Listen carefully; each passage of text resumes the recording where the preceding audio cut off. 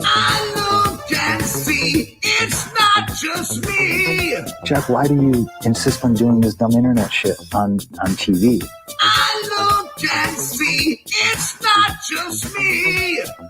This place is a fucking joke, man. You're a clown. I quit. So many of us have stood where I stand. We are the young, so raise your hand. So many of us have stood where I stand. We are the young, so raise your hand. They call us problem child. We spend our lives on trial. We walk an endless mile. We are the youth gone wild. We stand and we won't fall. We're one and one for all. The writing's on the wall. We are the youth gone wild. No. It doesn't make logical sense, but it makes. Well, yes, of course. But it makes wrestling booking sense. Of course, this makes no sense. Of course, okay, it makes no sense. However, in pro wrestling booking, which often makes no sense, it would do that. It's about making money. It's not about anything else. Wrestling's always been about making money first and foremost. That's it. Yes, I look and see, it's not just me. Last weekend was the greatest weekend in AEW history. This is the greatest week. I look and see, it's not just me. Security, my safety, my life was in danger at a wrestling show. So many of us have stood where I stand. We are the young, so raise your hand. So many of us have stood where I stand. We are the young, so raise your hand. They call us problem child. We spend our lives on trial. We walk an endless mile. We are the youth gone wild. We stand and we won't fall. We're one and one for all. The writing's on the wall. We are the youth gone wild. They call us problem child. We spend our lives on trial. We walk an endless mile. We are the youth gone wild. We stand and we won't fall. We're one and one for all. The writing's on the wall. We are the youth gone wild. Wild. Yeah. If you're familiar with how we do things often here on these Wednesdays, it's a lot like one of my favorite movies, Time Cop. What? Fuck you. Fuck you. Yeah. Yeah. So, hairline. I have Paul London imitating Aubrey Edwards. You want to watch that video? You want to watch that? It's. Well, we got Super Dave, Pro Wrestle Clips. Tony Khan has Camille and Megan Baines sitting at home being paid since 2023 for nothing. Come on now. It's not going to be the pod calling some kettle black on that one. Truth is the truth. Vacker was more over than Monet. Yes. I'm sorry. I'm reading slow. Vacker was more over than Monet and is going to the big times. Absolutely. And I said that. I think I covered that show. In fact, I know we did. And I pointed out, I'm going to go back and listen to my own comments.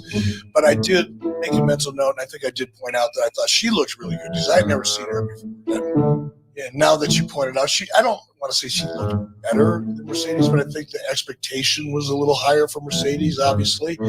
And perhaps Stephanie exceeded hers and perhaps Mercedes didn't. That's my take on it.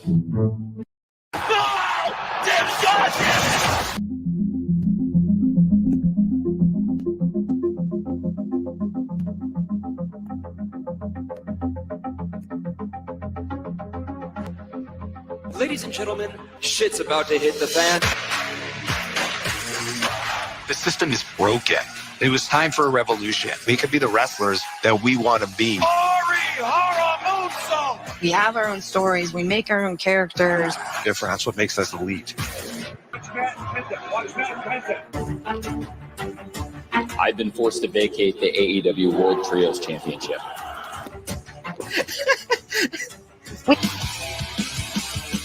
Khan created a revolution.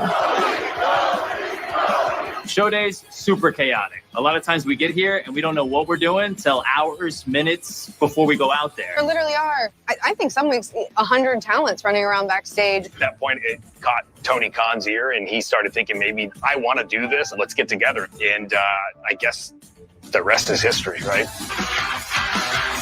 We're just getting started, but it's a great fight to start a great night. Orange Cassidy in serious trouble. This will be fun, right? I'm excited. Ready to go? Go to break. Figured it out what works. What's happening, guys? Welcome to another eclectic edition of PWT Live Show, I am your host, the infallible, the fanatic, Phil Marks. I'm sorry, the rule of threes. I guess I should have said the infallible, the fanatical, and the flagrant Phil Marks here, joining you all a little late. Sorry, guys. I thought this thing started at 6 my time. It was 5 my time. So sorry about that. I was trying to jump in during the pre-show, but we're here now and we're doing the damn thing. How you guys feeling? So I got to give predictions really quick. You guys, youtube.com/@prowrestletimes, youtube.com/Pro Wrestle Clips. And yeah, thanks, man. We're almost at 4,500 subscribers on the Pro Wrestle Clips channel. Thank you for that. And we're almost at I think we're working our way to 1,300 on the other channel. So if you subscribe to one and not the other, just make sure you go subscribe, even if you don't consume the content that way. You know what I mean? Subscribe to the clips, even if you don't watch the clips, and subscribe to the long form, even if you don't listen to it in long form. And also on the clips channel, you get little bonus nuggets. You know what I mean? Yeah. So I'm glad everybody in the intro chat is with me, of course. You guys with the green names, those are members. Consider joining for 99 cents. That's how you support this channel, and it's the best way to do it. The other free way to support the channel is just hit that like button and just, subscribe, leave a comment, get up in the chat, get involved. I'm going to put a poll in the chat. Speaking of chat, pause. And let's go. A new poll here. We're going to start a poll. Who do you think wins the NXT Tag Team Championships? And we will go see Axiom and Frazier versus Chase U. So my predictions on this one, I believe that. Oh, sorry. Here I'm watching this dive. Nice dive. It's hard to say, man. I think maybe Ridge the Fridge gets it done tonight. And then we start to see the descent. I think it was Alfred Konua who was on my show, and he predicted eloquently how Motor City Machine Guns, like, it fits. I think it was him. I think it was Alfred. Sorry if I'm misremembering, but somebody had talked about how, the story with Axiom and Frazier is like slowly they're splitting up, and like their focuses are on different things. And then if Motor City could come in and like beat them for the titles and whatever, because they're not focused and they're not paying attention, sort of like my Gunther Okada fantasy mark booking I did back in the day. So who knows? God, these sounds are not working. StreamYard is being fudgy again today. All good. It happens. But yeah, I'm glad you're all here. I don't know, at Pro Wrestle Times on X. Don't worry, we got some Phil Marks bookmarks. I got AEW news. We got a whole gang load of Dave Meltzer to get into. As you can see, our good friend right down here. So yeah, we got tons to get into. And it was so okay. I gotta give some reviews, right? I gotta break down. So the kickoff show, Sam Roberts, he's a little cringe. She's funny from back in the Opie and Anthony days, though. So I like Sam Roberts. That girl Megan Morant is just completely dreadful at the job. I've been saying it since last year. I'm not sure. I'm not trying to bury her or anything, but that Matt Camp guy was trashing her recently. Sorry, I'm just closing my fucking window. It's been windy here and shit lately. Anyways, so yeah, she's just terrible. Like, I'm sorry. She just seems not confident and not really sure of what she's doing or talking about, which is whatever. You know, I'm not gonna bury her, even though that's kind of what I did. But Sam Roberts is okay, but then for the intro, they do the opening package, like hyping up all the matches and that, right? And then Booker T Vic Joseph's on the mic and he's just putting shit over. And then Booker T gets on the mic, like to the live crowd, and he just starts yelling, like, "Yeah, man, can you dig it, sucker?" You know, he's just hitting all of his lines, and he's like, "We're excited, it's No Mercy," and the crowd erupts, and it was awesome. I thought it was an amazing way to open the show. So round of applause to that. We got to do picks tonight. Oh, first, Dashing Purpool for $1. Thank you so much. I can't tell what your profile pick is, but I don't know if you botched and didn't leave like a message in the super chat, but if you threw me a buck and you write a message into the chat and I'll answer it. You know what I mean? Oh, sorry. And Chase, you were champs, by the way. Yeah, I botched that. My bad. So, okay. Yeah. So I completely botched that. You're right. Because they won last time. So, Motor City Machine Guns come in and beat, okay. So I guess Konua's whole prediction was wrong there, I guess. Yeah. Because it went to Chase U. So, and now we see a super kick to Frazier. They might break up. So maybe Machine Guns come in and beat Chase U. I've been saying since the rip, just bring them to the main roster. You can slowly introduce the Motor City Machine Guns to the main roster and people will get it. And that powerbomb to backstabber shit was amazing. Damn, a huge kick out. Fuck yeah. This match is nutso. If you're not watching, sorry, this Purple guy, you think Zach comes out with the X Division title? Yes, sir. And thank you for that question because I watched Emergence. If you guys haven't yet, check out my TNA Emergence watch along. Check out from Friday. Check out my yesterday morning. We did Bash in Berlin, WWE, and then of course NXT tonight. We're doing No Mercy. Triple header, dealing with an infection. Yeah, embracing the grind, bruv. Yeah. Fucking killing my bits. StreamYard. Yeah. Killing my bits today, man. My goodness. Oh my God. We got to figure that out. Thank you for the super chat. I appreciate it. Here, sorry. Working like shit here. And Pete in Texas for $5. The best guys, Tony Khan. The best guys, Tony Khan. Here, you got it right here. I'm so sorry, guys. It will get better. The best guys, Tony Khan. The show can only go up from here, okay? We're starting late. The best guys, Tony Khan. The best guy is Tony Khan, man. And thank you so much, Pete in Texas, for the $5 super chat. Acknowledge me. And so there you go. Frazier and Axiom retained, even though there's the super kick. See, they're milking it slowly. And Alfred Konuwa could still be right. That's why you love WWE, man. Keeps you on your toes. Now, do I like flubbing titles back and forth? Not really. Not entirely, but it kind of makes sense. Like Chase U can never really seem to fully get it together. And their last reign was fairly short too. So it just sort of adds to what's going on with these fairly short reigns. You know, that's going to be a storyline. And then you have, my goodness. So, okay, they just hit a doomsday device. Now, I'm not trying to say anything, but on Collision, like a dude got dropped on his head eating a doomsday device. And so I don't know if like Shawn Michaels, because he does these fucking petty things where it's like, no, we're going to show you how to do this properly. So, that could have been that right there. If you guys haven't seen it, well, we'll get into it. Let's dive in. Let's make predictions, guys, because I haven't even given you my goddamn hold your goddamn horses. I haven't even fucking given prediction. I'm swearing so much too. My goodness. Sorry, YouTube. Love you, YouTube. Love you, chat. And yeah, I'm loving this. That match cooked right there, though. That was phenomenal.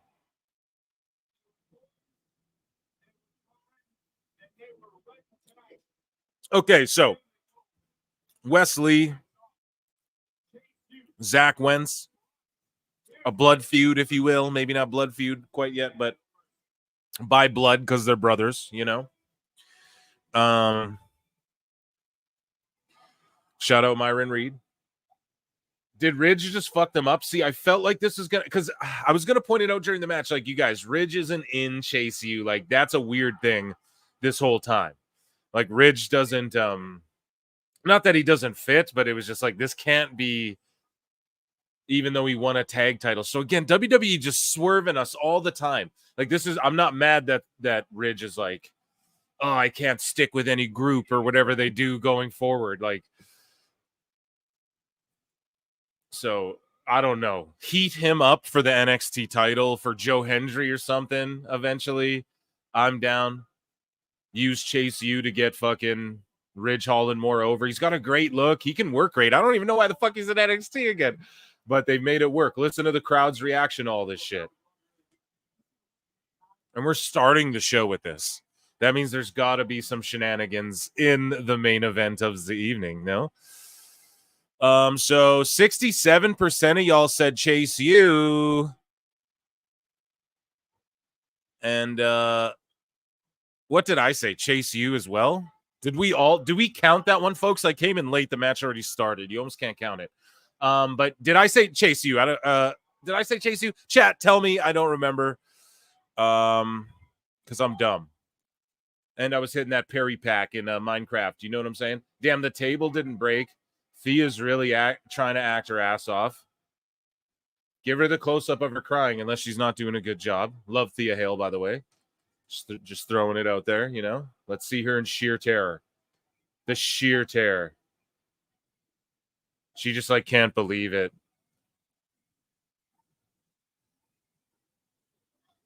Yeah, I don't know, man. If you're a woman and a dude starts staring at you like that, get the fuck away from him. That's all I'm saying. That's some crazy shit. And they're stretchering him out. No, she sold it really good. And the crowd's chanting one more time. You sick bastard. You sick sons of bitches, man. Fuck me. So, sorry, I'm taking some vitamins. The first ever. Yeah, they're chewable. Haha. It's the easiest kind to ingest. So the first Hell in a Cell, I believe, is out of Bad Blood. Bad Blood's coming up. We were informed on the last show that the Hell in a Cell pay-per-view is no longer a fucking thing anymore. I believe we get a Hell in a Cell. And I believe Punk is going to go up against Gunther as well. And then Drew's going to come and fuck him out of the world title. And because Punk said succinctly after Bash in Berlin in the post interview or whatever, he's like, I'm done with Drew McIntyre. Our feud's over. Now, you know they're saying that for a reason. It can't be 1-1 and feud over. They're doing that to, like, drum up the shit and pique the interest, and everyone go, no, we want a third one. But WWE's going to push it along. Like, yeah, it's Gunther and Punk. Because we're all like, who's next for Gunther? Well, Punk can put him over, look strong, get screwed by Drew, and then they can do Hell in a Cell. Or something like that. Everyone's saying Hell in a Cell with them. I don't even need, we could do Last Man Standing. I could be anything with those two. They make it work. But it's got to go higher than the fucking strap, obviously. Like the strap match. That being said, obviously we don't get like a hot shot booked Drew Punk Hell in a Cell at Bad Blood unless, let me hit an X-File. Unless we get like Gunther Punk on a Raw. Just bear with me here, folks. Right? They just not hot shotted, but it's fucking, you want to get rating like Gunther Punk, because we can revisit that as well down the line, right? So just bear with me here. Let's say like in 2 weeks, we get Punk Gunther on Raw, because Punk's only wrestled on 2 PLEs. He's got to wrestle on a Raw sooner or later. He can't just do MSG house show with 20,000 people in it or whatever, and then do 2 PLEs. He's got to wrestle on Raw sooner or later in a match, right? And I'm sure, because isn't there a lot of football and shit going on too, man? I mean, they got to really keep interest peaked here, okay? So, especially with like, they're going SmackDown and Collision are going head to head on September in like a week here. And also, we have an NXT going head to head on the CW in like a month with AEW. So they got to really keep people invested and all of that. And so imagine we get a Gunther Punk schmoz finish on a Raw. And then we get fucking Drew Punk, Hell in a Cell at Bad Blood. And then you still have a clean Gunther Punk down the line where it can be like a clean finish. Drew is out of the picture. Maybe there's an injury angle. Maybe he's just taking time off, whatever. He's in a movie. I think he's in Batista's new movie and shit. So Drew's killing it right now. What do you guys think about that, Chad? Is that too far out there? Or Scully Vibes for $2 says, "What's up, Phil? Hit the like, PWT." Yeah. Yes, please hit the like. 77 of you watching. Run those likes up to 50. I will end this poll in the chat here. Somehow, guys, somehow the poll went higher since I last checked, and more of you picked Chase U since the match has ended. Oh my goodness. We're big botching today. 25 likes. 25 of you hit that like. Thank you so much. Appreciate you. And what's up, Scully Vibes? Good to see you, man. Passing around the good vibes. Yeah, tomorrow is the last Monday without Monday Night Football for the season. So you do Gunther, Punk, because they're both just like, yo, we're no nonsense. We don't fuck around. You just do them on Raw in like 2 weeks.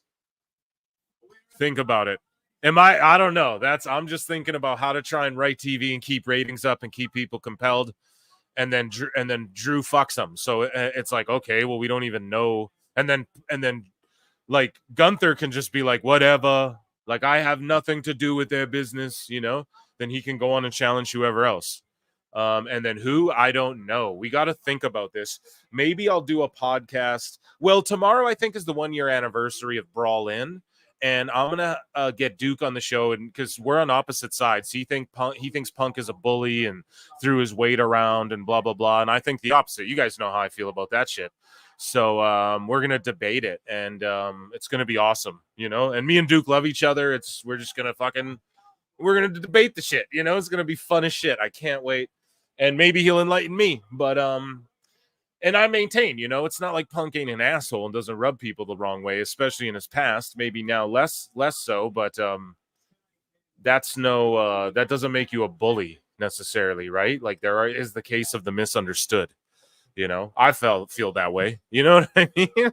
I feel misunderstood all the time. So, yeah, it's a relatable thing that like some people just can't. Yeah, I don't know. But up next, we get Wesley versus Zach Wentz. We got to make picks, folks. I'm fucking up. We're going all down these different paths here. So Zach Wentz, X Division champion, won the Ultimate X match, completely swerved me. TNA Emergence. That shit was baller.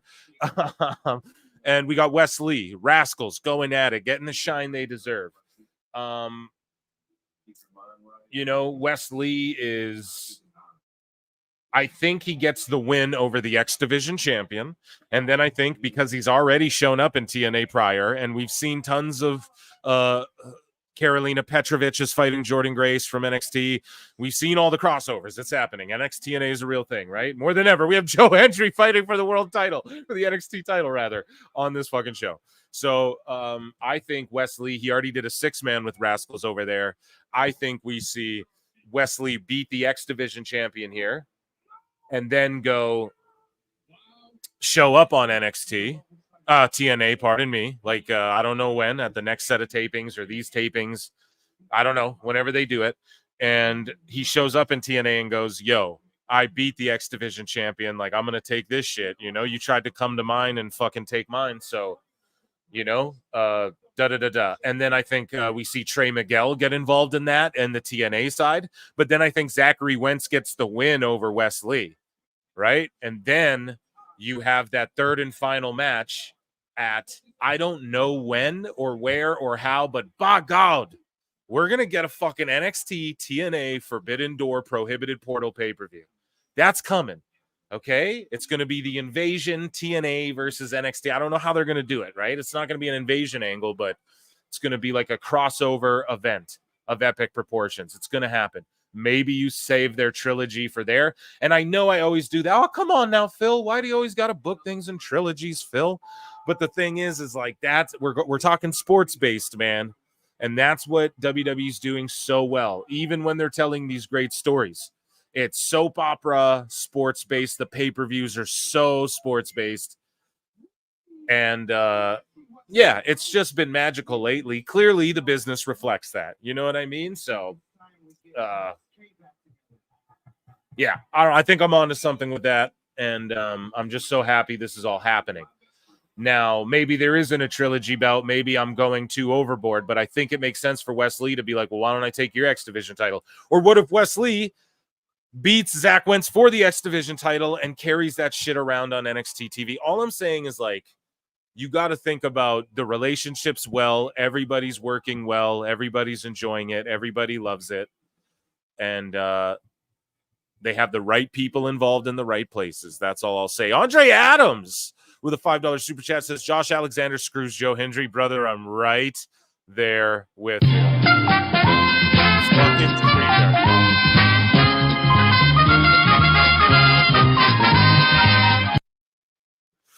dude, I'm right there with you, man.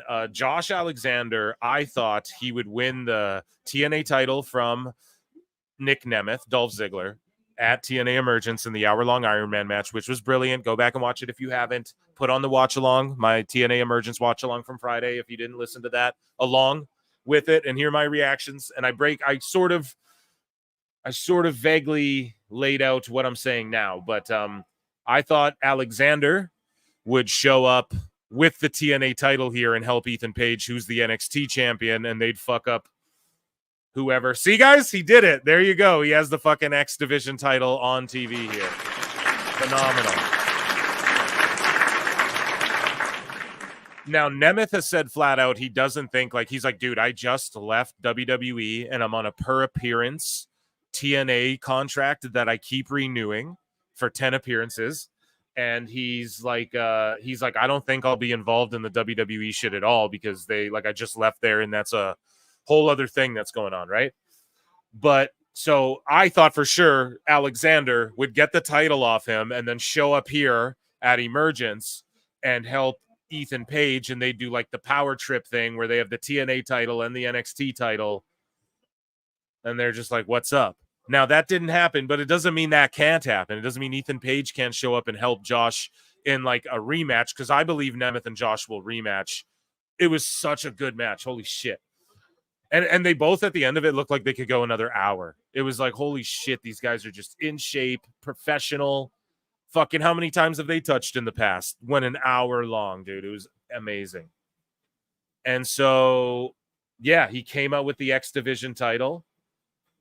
And we have Wes Lee repping MSK and repping his black and yellow, you know, the NXT colors, and just being like, fuck TNA. I'm an NXT superstar. You're a TNA wrestler. So I don't know. WWE swerved me. Did I pick Chase U, though, guys? Does that one count? I got to know if I'm 1-0 or not. I can't remember who I picked. I might be 0-1. But for this one, I am picking Wes Lee gets the win. Hold on. Yeah, Wes Lee has to win. There's no way Paige or Wes Lee actually lose. You can't have your guys losing, especially when Paige is sort of like an outsider, you know? So, hell yeah. Fuck yeah, chat. Chris Perry for $5. You're in prison. Your cellmate choice is Lester or Omos. Who you picking? That's easy. That's actually not a bad... Here, I'll give you the answer. You what? Here, I need to give you another you what. You what? There we go. I'm not hearing my sounds, man. StreamYard's being weird. Excuse me. So, that's actually easy. I'm taking Lesnar because if the steroids shrink your nuts and your thing, someone's going to clip this and be like, and they're going to be like, Phil, you what? You what? But I like questions like this, dude. Yeah, Lesnar, his shit might be smaller. You know what I mean? Omos seems like he's probably got like a whole human person hanging off him down there. So yeah, just in case, you know what I mean? I'm indigenous, and so right when you go to prison, folks, it's trust me, things get racially divided pretty quick. But I am mixed white too, so I'm probably, and I'm Canadian. Brock lives in Canada, so I'd probably have to squat up with him. I'd probably have the least in trouble navigating that scenario. I know we got into weird territory, guys. Thank you for the question, Chris Perry. Not related to Jack Perry, by the way. You fucking sicko. Hey, all. What's up, Jonesy? Here, guys. I'm gonna try. Almost wouldn't hurt a fly. Yeah, but in prison, bro, you do weird shit. Okay. If Wentz wins, it'll make me more interesting. Oh my god, I'm still good. Either one, because they're not gay. Yeah, exactly. They both like hot women. So we Phil, what the fuck you what? Hey man, I'm just, you know me, I try to break it down realistically here and scientifically. Damn, Wentz's gear looks phenomenal. MSK, the Rascals, the whole black and green, and then they threw in like a little purpley in there. I don't know, man. Myron Reed wears some red and black shit. I'm like, they should do more of that. But yeah, I don't know. I'm not hating on the black and green, but so many people do it. And in that X Division match for the Ultimate X, Laredo Kid, Riley Osborne, I believe, from NXT. Or no, who the fuck was it? I can't remember. And he came from NXT, though, from Chase U. And Zach Wentz were all wearing black and green. And I was like, God damn it. And then the Outcasts wore black and green. And I was like, hey, too many people wearing black and green, bro. But yeah, sorry, Scully. I just have to be honest. I'm honest with you, chat. Okay. I tell you the truth. You guys are clipping that. Phil is sus. In prison, a hole's a hole. Yeah, you guys are. Oh my god. We just went. Jonesy Jones joins in, and we're just in fucking weird territory right now. Just look at the super chats. I got asked some quite funny shit. 100 of you in here. Run those likes up to 50. Yeah, I got Wesley winning. Riley Osborne is correct. Thank you. Yeah. And he's from Chase U. Their scheme is red and black. They're wearing he's wearing black and green. What are you doing?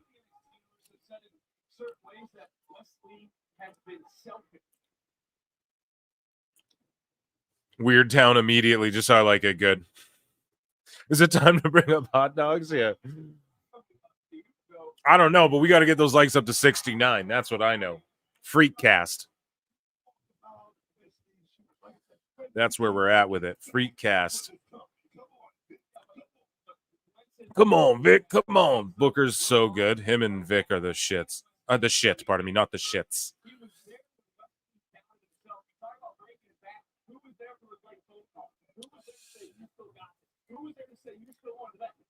The shit, not the shits. I love them.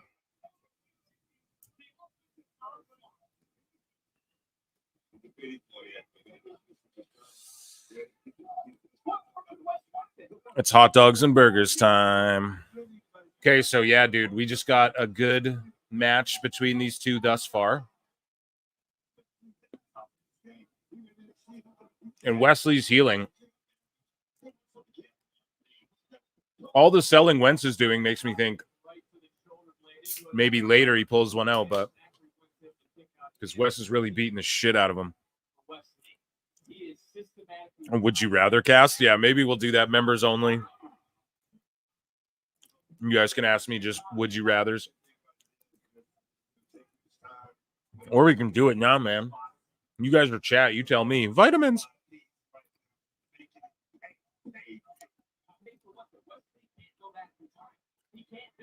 Oh, come on now, Phil. That's not very fair. You said Booker T was the shits by accident. You meant the shit. He's literally one of my all-time favorite wrestlers.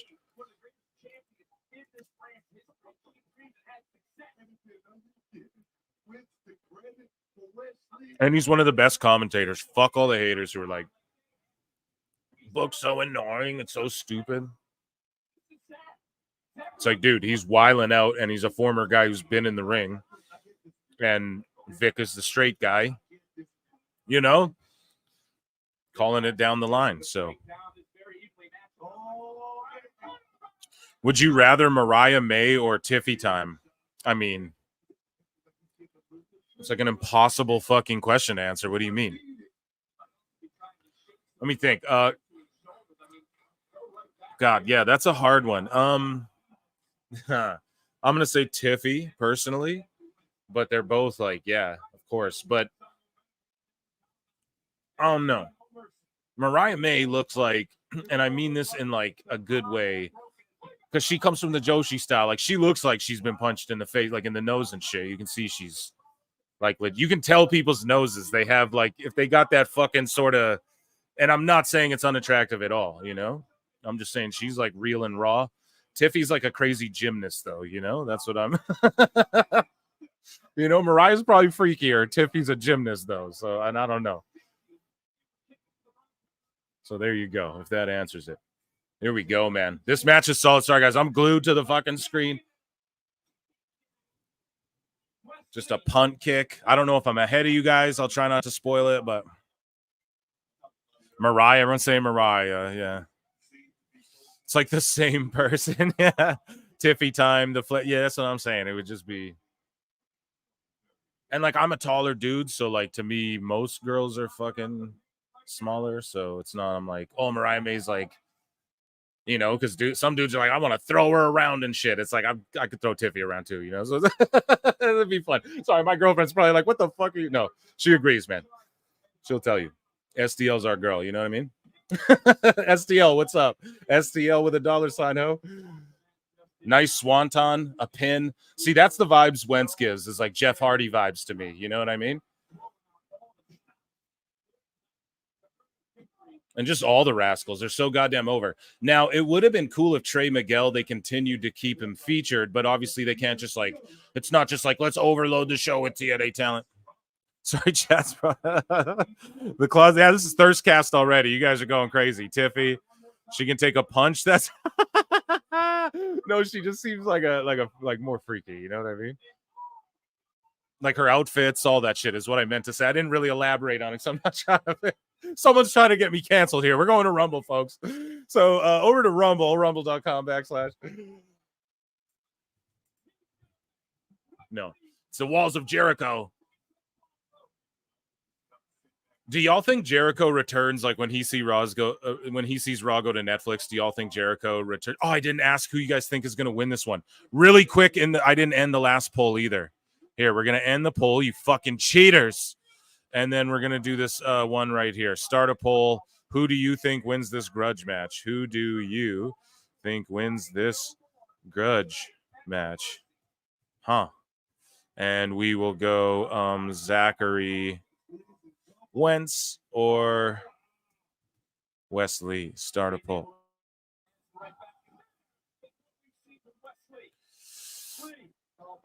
Chase, you still won the poll. I know, you motherfuckers. We suck, man. This is hilarious. StreamYard 2's watching. StreamYard deserves. It's great. There we go. Yeah, Wesley's beating the shit out of Wentz. It almost makes me feel like he's going to pull a win off. And I know you guys might be like, well, what about Wentz? Well, WWE invested all that time and believed in him before. Like when he was in MSK, they only fired him because of some fucking like bogus accusations. Look at Wesley though. The fuck, man? Make a light heavyweight title and put that shit on the main roster and call this dude up and get some of these motherfuckers doing cruiserweight matches. Everyone hates that. I don't hate that.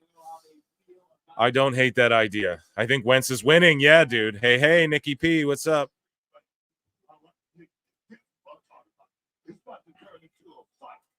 It's about to turn into a fight. Booker T just hypes you up. Booker, this has been a fight since both these men arrived at the airport. They knew what they were getting themselves. Well, don't call her names and shit. You don't got. Just kidding. But like, yeah, it was some false shit. Like, obviously, because like everyone stood up for him. Like, there was like even. I'm not saying just because a woman defends someone, it means that they're inexcusable. But it's like, they're just excused. But it's like even Wesley's woman was like, "Yo, we kept him away from her. Like, like trust me on this. Like we had to keep him away from her and shit because we knew she's gonna do some shit like this." So it just sucks. LC Killer 17, you botched and didn't. Unless you're just giving me $1, thank you. But you botched. Let me know what your question is, and we will answer that. Thank you so much, buddy. Good to see you too. Jimmy B for $5 says, "I know Jericho's cringe now, but I'd go crazy hearing his countdown at the Royal Rumble." What do you guys think with Jericho? Do you think it's just like a Royal Rumble, he gets eliminated, or do you think he returns at a Rumble, has a run to Mania, through Mania, goes back to AEW even? I could see him trying to pull some crazy shit like that, because like I know he's there for a long time, but I know Tony's like friendly with people, and if Jericho pitched it as like, well, I can promote Tony, I have a great idea. Okay. Let me tell you, it's a huge idea, Tony. Okay. I'm going to go and I'm going to fight at WrestleMania. Then I'm going to come back to AEW. It's good promotion. They just work him. That's why the dirt sheets think Swerve is fucking, or actually Swerve responded to someone who was like, you want to see the text of what WWE offered me and shit? But it's like, I don't know, man. I just think that, well, I don't know. Is Swerve worth? They're talking like he has one of the biggest deals in all of wrestling. Is he worth that, chat? If Diesel was a flop, Swerve's a flop. And I love Swerve. You guys know I blow Swerve all the fucking time. Pause. But like, if the history books tell us guys like Bret Hart weren't fucking draws, then Swerve definitely ain't fucking draw. And if we're saying, if people go, Bret Hart was the $500,000 champ and didn't want more money for whatever. Like, I don't hate on motherfuckers getting more money, but like, if we got to keep, if Diesel wasn't a fucking draw and look how much money he went on to make and how big of a draw he became, then like, we got to keep Swerve was champ during some of their lowest shit. So I know I just went off on a completely different thing. Wes Lee just did a splash on the outside. The fucking table broke. This match is amazing. Throws him into the pole again, though. They're kind of overdoing this, but he's going to stomp his head in. This has been amazing. Thank you for the super chat, Jimmy B. And yeah, I would pop too if Jericho came home. But like, I'm a huge fan of his, but I would pop for the moment. And then if he just dipped back out, like it's almost like a Legends appearance at the Rumble. Okay, I'm okay with that. He's going to concerto him. Trey Miguel, here we go. I called it, chat. Didn't call him being here, but I'm surprised he's not more involved in this shit. So here we go. You keep our expectations low. Destroyer. Wentz is going to win. You guys, Wentz is going to win. Holy shit. Wentz is going to fucking win, dude. This is amazing.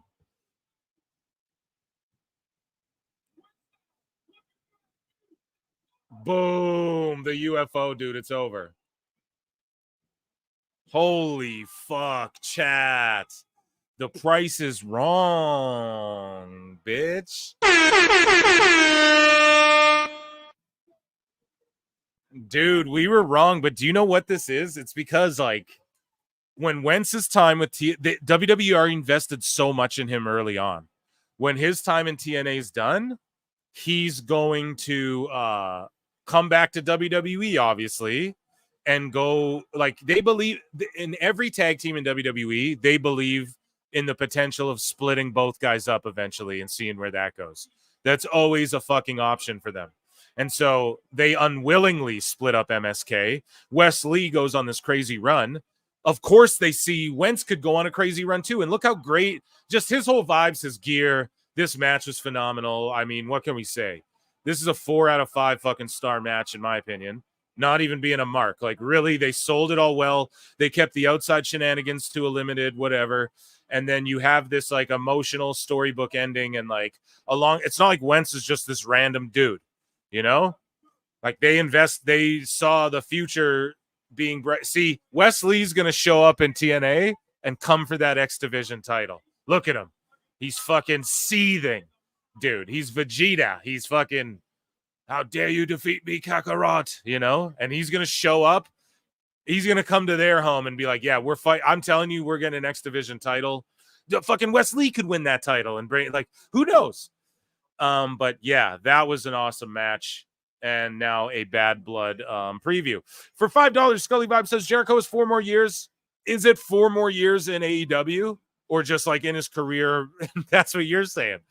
I don't want to see Rick Jericho doing one last match in WWE. Also, I feel bad about Swerve's run being bad ratings-wise and house-wise and everything, and I feel bad too. He deserves better. That's not on him.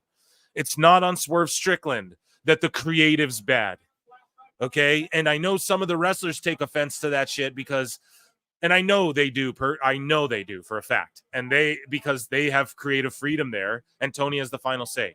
But here's the problem. Vince in his prime, Vince McMahon, we can't argue, was priming. He was cooking, right? Like he took all these ideas and made them great. Triple H is doing that now. There was a big period where, objectively speaking, Vince was the shits. Objectively speaking, I don't know what happened if Cody Rhodes was the guy who left that company and everything just fucked up from there. But because even Cody was cooking, like I know the fans were throwing the belt and booing him and all that shit, throwing the belt back at him. But let's be honest, man, he was like really just think about some of the best shit in AEW was Cody, like with Brody Lee and the All In match with Aldis and him and Dustin and fucking just all that stuff, man. I don't know. He really, like him and Andrade going through the burning table with all that shit on his back. If that plastic shit wasn't on his back, that would have been amazing, you know? But I don't know, dude. Cody was cooking, and he left, and they just ain't been cooking, man. I don't know who Tony Khan, the buck stops with him. Well, then the buck stops with him and the Bucks. You know what I mean? So I don't know. You can't blame Swerve. You can't blame Lance Archer for looking the way he looks and not being on TV, and that's why he's not over as a mega heel somewhere. You know what I mean? Japan figured it out with him. What the fuck? Even Japan figured it out. You can't, like... Now, can you blame New Japan a little bit? Because, like, New Japan slumped along with AEW. That's the thing. They slumped right along with working with AEW. So is this a coincidence? Now it's like, I don't know, man. We're 1-1. Like, you know, correlation doesn't always mean causation, but it's pretty fucking, I mean, we can assume here a little bit. So it's not on Swerve at all whatsoever. I truly believe they could bring John Cena in and it wouldn't pop a fucking rating. Or it'd pop one rating and then the next show would be flat. I truly believe that. Not to just be a hater, but it's just the creative there, man, and the production. Shoot in a smaller fucking building. It's so easy. Tony Khan was just talking about, oh, you know, Collision is much easier show to run than a year ago. Well, because before it was an actual put together, thought out, no, we need to stress over this a bit because this is the pro wrestling business and we're trying to put on a good, memorable show for the fans where people will return and watch more and more of this. Okay? And so that's why it was stressful for you, Tony, because you had people trying to take things seriously and put on a good fucking wrestling show and get your money back for Elton John's fucking music. But instead, you just want to throw together whatever Collision was last night and drop people on their necks. Ishii got dropped on his neck, and another dude from a Doomsday device, Turbo Floyd, got dropped on his neck. People get their legs broke. People get their arms broke. This is all, we're on a string of like 7 collisions in a row where really bad things are happening. Sorry, it was stressful to take this shit seriously and actually try and put out a good product and make a TV show because you're on TV. That's why Punk does an interview with Ariel Helwani and says, I don't quite know what it is. I don't quite understand what AEW is because you're, and I've said it too, guys, you're on TV, but you don't care about TV ratings.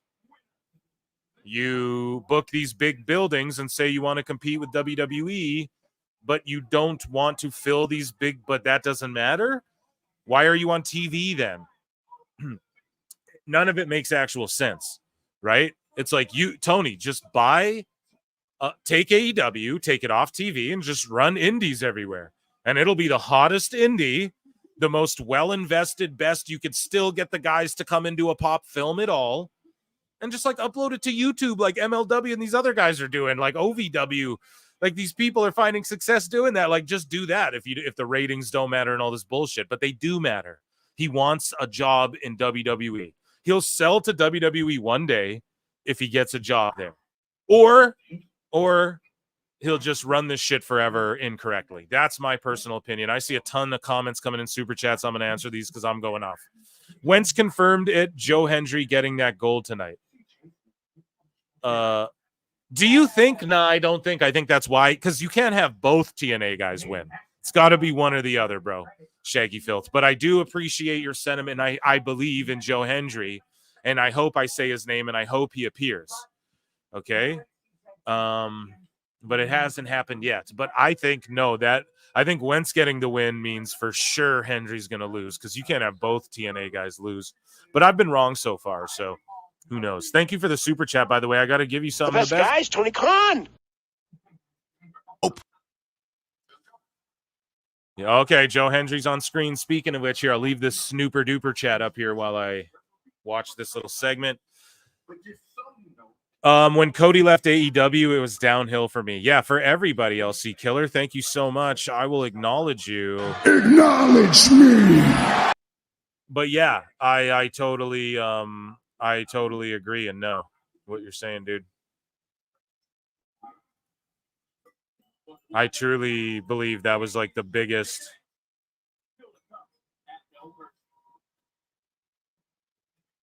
flop ever.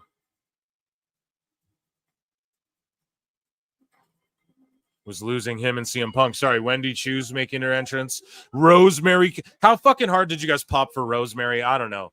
Again, a Canadian from Manitoba. I fucking pop for her big time. Shaggy Phil 73. Yeah, thank you both for the super. I'm gonna give you guys both rounds of applause for the contributions to the show. Y'all are... And good for Wendy Chu. Popping up and doing the damn thing. George, good to see you here, buddy. Have you been here this whole fucking time? I was talking to you earlier. I was like, buddy, I'm live. And because you tweeted me, you're like, what a great live show. And I'm like, or pre-show. And I'm like, yeah, I'm setting it up right now, buddy. So yeah, good to see you here, buddy. I didn't notice you in the chat before. Also, my eyes haven't been on chat entirely. Wes Lee, so we botched and you guys are trying to cheat. I'm seeing it again in the poll. You sons of bitches, man. You guys deserve one of these. Liar! Tell us what you know, you goddamn liar!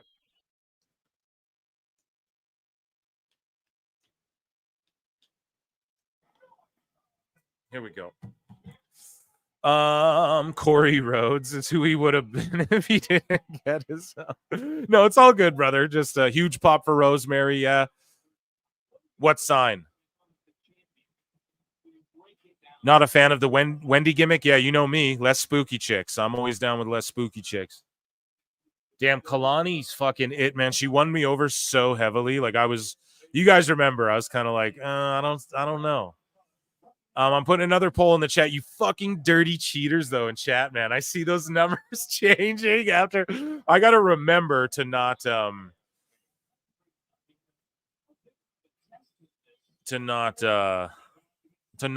end it. 109 of you watching. Let's run those likes up, please. Let's get them to 69.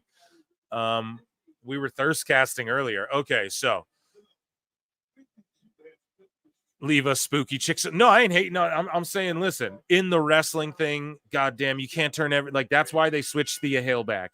She starts wearing black leather. It's like there's too many girls doing that, man. She was unique because she was goofy, and wearing like school stuff. And she's like, oh, I'm on a campus and so yeah, spooky chicks are cool, bro. I'm all good.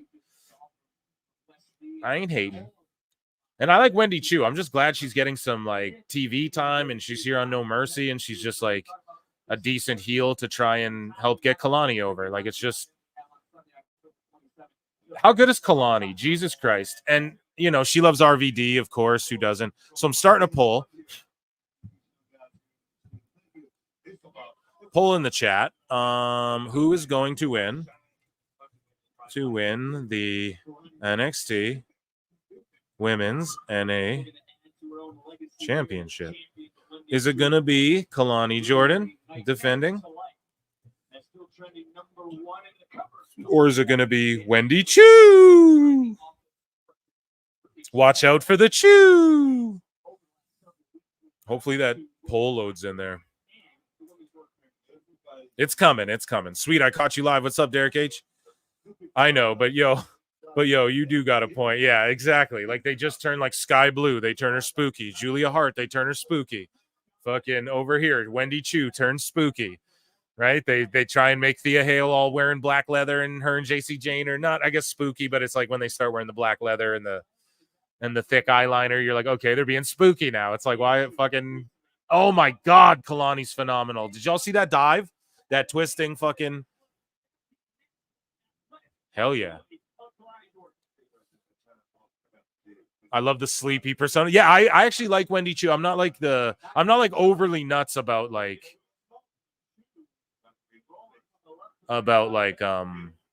demon possession and shit, but like I'm down with it. Like in wrestling, you know, you have to be you got to be the Undertaker to pull it off, or like a PCO pulls it off somehow with the Frankenstein shit. But Chu, it's not like I'm overly excited for this gimmick, but I think she pulls it off well. You know, she does the job, and it's like cool that she just brought out Rosemary. Like Rosemary's been doing that shit for what, a decade plus, and she's been awesome at it. The crowd popped huge when she showed up. It's cooking, you know. I like it. I personally love it, and it contrasts well with Kalani Jordan's like good girl, smiley. You know, you guys, they're good. This just on screen, it visually looks like a good contrast, and look at Kalani just flipping, flopping, flying around, but doing it in a realistic manner. Like she's springing over here, hitting this attack, cover, kick out. I'm leaping to the top rope. You know, spring. She ducks it. I somersault out, then I sprint at her. Like it's all psychologically like we're watching a fucking fight here, right? This is Dragon Ball Z. This is fucking Avengers Endgame type shit. Not like I guess war level. This is like a Cap versus Winter Soldier type shit, you know? So, yeah. Anyway, super chats. I see a Jimmy B for $2. Do you think Gail Kim would ever return to WWE? Yes, now I think she would. And she was backstage visiting people at Money in the Bank with Josh Alexander and his wife. And her friends are all backstage. Borash, Abyss. Lots of TNA people are backstage. And what's his Tyson Kidd, right? These guys are all friends. So, yeah, I totally see it happening. I see her getting inducted in the Hall of Fame one day, and I see that bridge being crossed. Yeah, absolutely. I totally, especially with the way women's wrestling and knockouts wrestling is presented now. And knockouts have been doing it for a long time, and Gail Kim's been ride or die for the knockouts for a long time. So yeah, I think we could see her in a Royal Rumble like this year. Imagine Gail Kim does the legend spot. Fucking amazing, you know? I would love that. Nice super chat. I appreciate that, bringing that up, because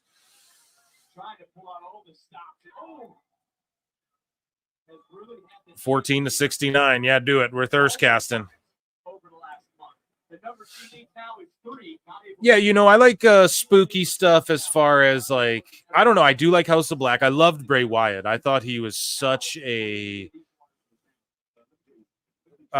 R.I.P. Bray, man. And I love what they're doing with the Wyatt Six. Although I would have gave them new music, but it does just, you hear that music and it literally makes me sad. And I think that's kind of what they were going for. Like they're the bad guys kind of, but you like empathize with them. You know, you want to, you know, like what they're doing isn't good by any means, but they're not like targeting bad people, and they're like vigilantes sort of they're like anti-heroes sort of, and I'm not the biggest fan of that all the time in wrestling, but it works for them, you know? So I hope they push Uncle Howdy into like world heavyweight title contention, like in the next like year, like in the next year by like WrestleMania, they got to have him like looming, because Gunther, man, like what happens with him? I'm so curious, like who he's going to face. I know WWE has it figured out. They'll just break Omos out of nowhere. Has Omos and Gunther fought before? I can't remember.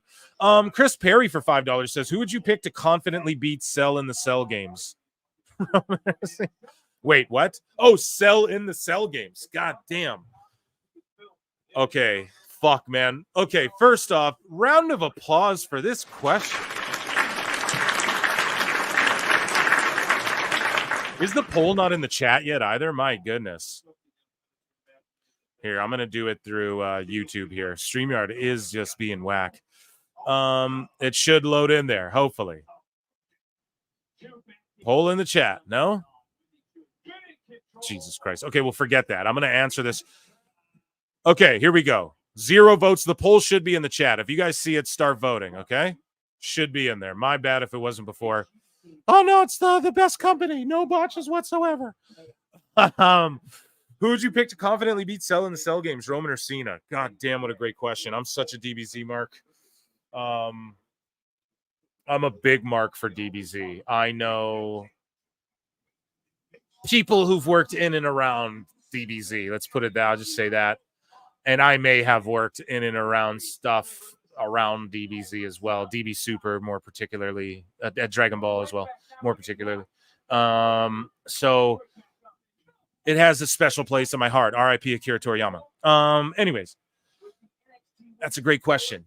God, I'm torn. Roman is the GOAT, and the bloodline would all get his back and interfere and help him win the goddamn thing, right? Cena is Super Cena, though. So are we talking Super Cena? Cena right now would lose. He'd go out. He'd get a halo around his head, and he wouldn't win the damn thing whatsoever.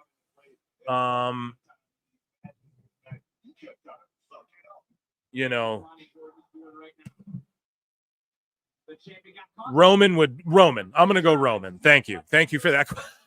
I really seriously was thinking about that. I'm going Roman. He's the GOAT, and also the bloodline would show up and get his back. You know what I mean? But ultimately, it would just be Goku who comes back and saves the entire planet. You know what I mean? And sorry if I'm coming across Robetronic, man. StreamYard's been a B word to me. Shout out all my B words. Voted, didn't accept it. Wait till the match is over to vote. Yeah, can't wait for Daima. Me too. Me too, legit. It's going to be good. Who's the Yamcha of the bloodline? There isn't one right now. There isn't one. If there was one, it was Jimmy Uso and during Dragon Ball Super, you know? Like, there just isn't a fucking she hits a DDP X Factor combo. Like, Kalani's so innovative, man. She's got that babyface look unlocked. She sells her ass off. She gets that it's a fight. That's the other thing I need to stress. Like, you can tell who understands, like, no, we're fighting, you know? And Wendy gets that, obviously. She's just great at everything, too. Like, there's a reason she never was released. You know, Wendy's been on the roster 5 ever, so there's a reason for that. Ishii looks like Krillin. Yeah, legit, you know? And that's the thing with, like, never mind. I'm not going to. I was going to go on a rant about American Hollywood and. Yeah, never mind. That's another cast. That's a members only show cast. So I was going to go off, but we're not going to do that here. Phil likes his work, guys. Damn. Was that a 3 count? Was that a botch? No. Let's see that again. Wow, sorry. I think it was just the way the ref. She loves RVD, dude. Who doesn't? 1, 2, my bad. Ooh, sorry. I thought the ref fucked up there, and I was like, dang.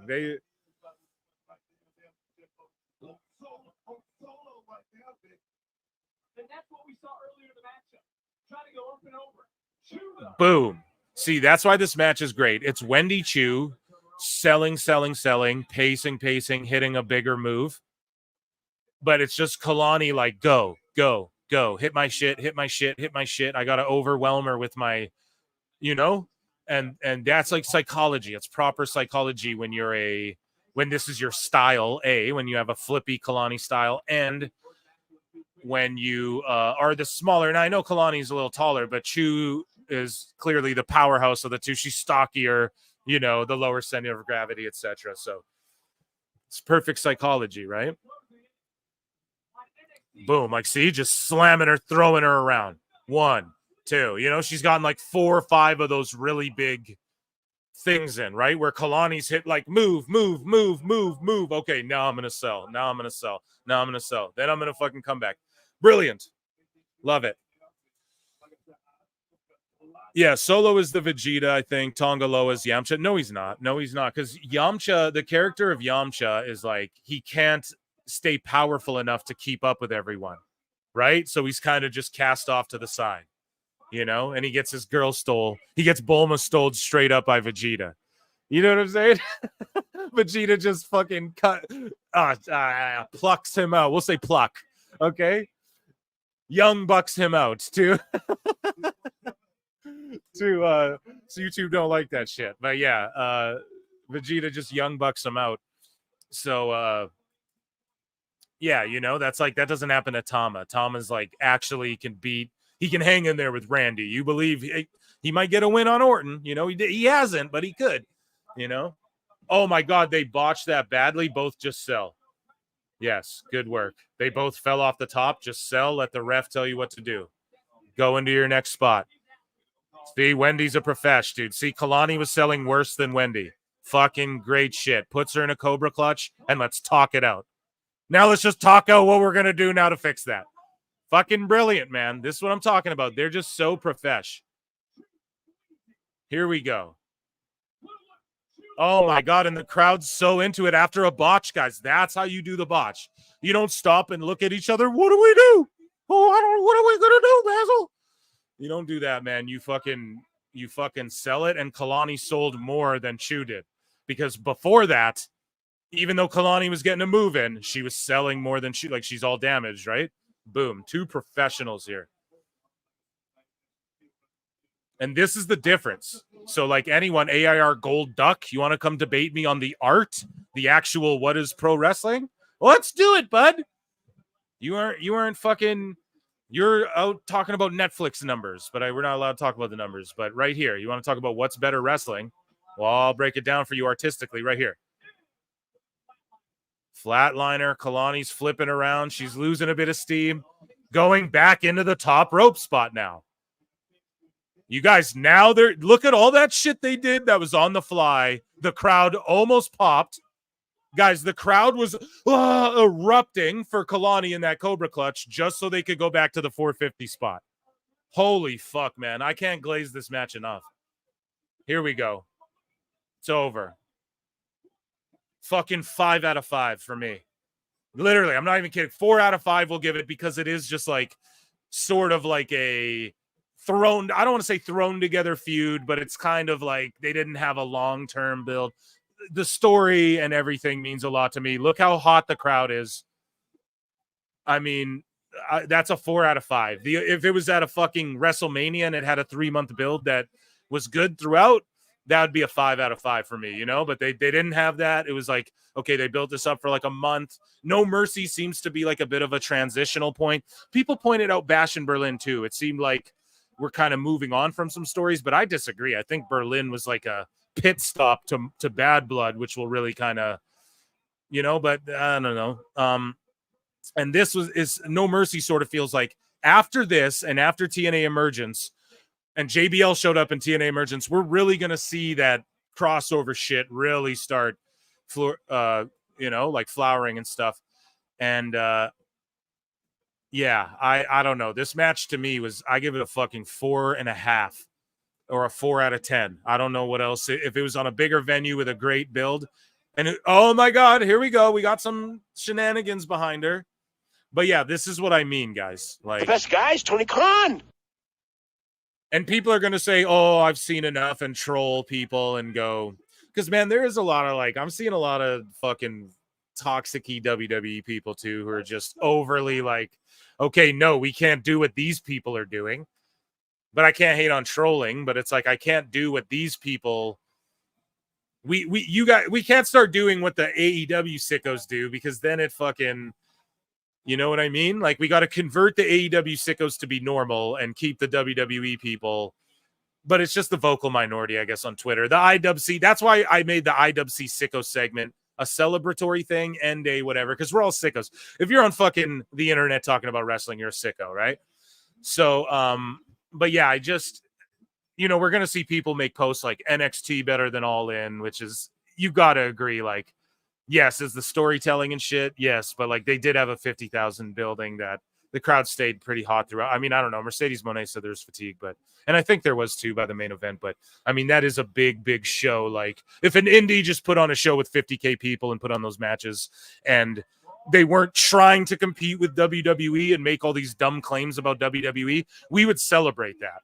Even if they didn't fill Wembley, we'd be like, God damn, man, they still did something special. So, and they don't even celebrate it. They don't even talk about the numbers. So all I'm saying is, yeah, this like obviously No Mercy, this is a great event, but this still is like developmental, like the WWE's indie, if you will. But now we get Jada Parker versus fucking, like, how real is Jada? I've put her over so much. She's got a women's title match against Roxanne Perez. I think Roxanne wins, is my prediction. This poll in the chat didn't fucking work. Here, I'll end it and see if it tallied up your scores, and I'll put a new poll in the chat. Yeah, see, the poll's registered. It just wasn't showing. So shout out YouTube for being whacked too today. 70%, 30% Wendy Chu, Kalani Jordan. Okay, I'm gonna put a new poll, and we're gonna, you guys know that I love fucking Kalani Jordan, and I think she's her and Lola Vice are like two of the realest on the roster. Roxanne Perez has really won me over with her heel work. As you guys can see from the title of the video, I'm saying Giulia Giulia debut. So I don't know if that's going to happen, but that's the rumors that are afloat. And so this match, I think, is going to be amazing. Also, it's going to be hard to follow that match with a straight up one-on-one match, though, especially with the women, pardon me, because like Kalani just put on a banger with Wendy Chu. And the crowd was really into that afterbirth, or whatever you want to call it, right? And so I don't know. It's going to be hard for Jada Parker and Roxanne Perez to follow up that match. And I love what Jada Parker's saying. She's like, yeah, they say I'm a soccer player. She's like, but I always wanted to do this. I was just good at soccer. So no, I'm not a soccer player who became a WWE superstar. I'm a WWE superstar who was a soccer player for a bit. Like, just so real. Here we go. So we are going to start a poll.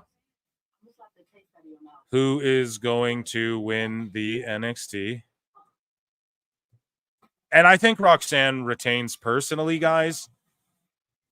But this is the rub, right, for Jada Parker. And what if Joe Hendry wins the god damn title, though? We will melt. So here we go. I'm starting the poll, and I'll make sure it's in there before. Okay, it should work fine this time, guys. It seems to all be. You guys vote. Make sure you're hitting that like, please, too. Run those likes up. Parker, no. You can tell because Roxanne is like, I know she's like bullying Roxanne around, but the thing with Jada is she's just always like, she's this badass chick, and it's like, nah, like I'll fucking fight you kind of thing. It's like a Stone Cold sort of thing. But I don't want to compare it to that. You know, people throw those comparisons around so loosely. But she's just like a badass where you're like, yeah, she will just punch you in the fucking face. There's no like talking. She ain't going to do a sit down interview. That's why like her street fight too with Michin, where she's just like, it's on site. You know, like, get this camera out my fucking face. Like, Michin, you want me? Okay, street fight.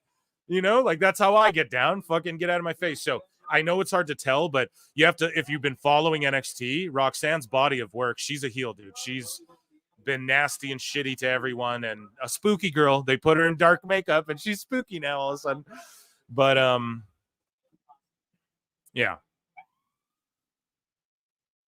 Jada Parker overall, she's amazing. I think she'll lose, but in the long run, she's like a future WrestleMania main eventer for the women's title.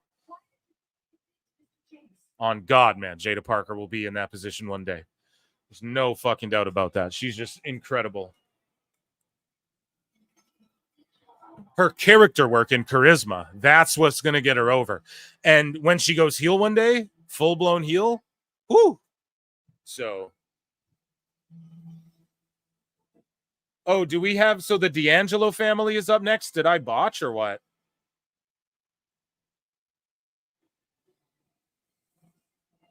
So, yeah, we have D'Angelo and Femi. So what we're going to do is we're going to end this poll. We'll redo this Roxanne poll later. Roxanne. And we're going to start a new poll. Polls on top of polls. Pause. Who is going to win? Well, Obafemi's going to win this one. It would be fucking ridiculous to take the belt off him right now.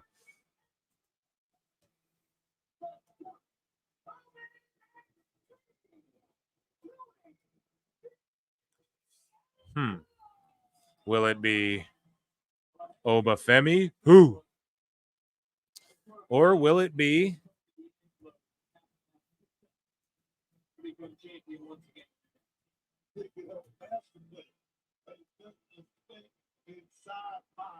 See, if it's me, I'm calling the D'Angelo family up to be like jobbers on Raw and SmackDown right now to elevate some of those mid-card guys a bit, you know?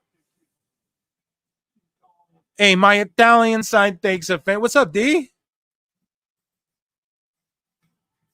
Yeah, it's not the ladies next. They just ran that promo. So maybe a botch on production, or maybe they're just like, nah, get ready. Because I figured, like, why would you do the two ladies matches back to back, right?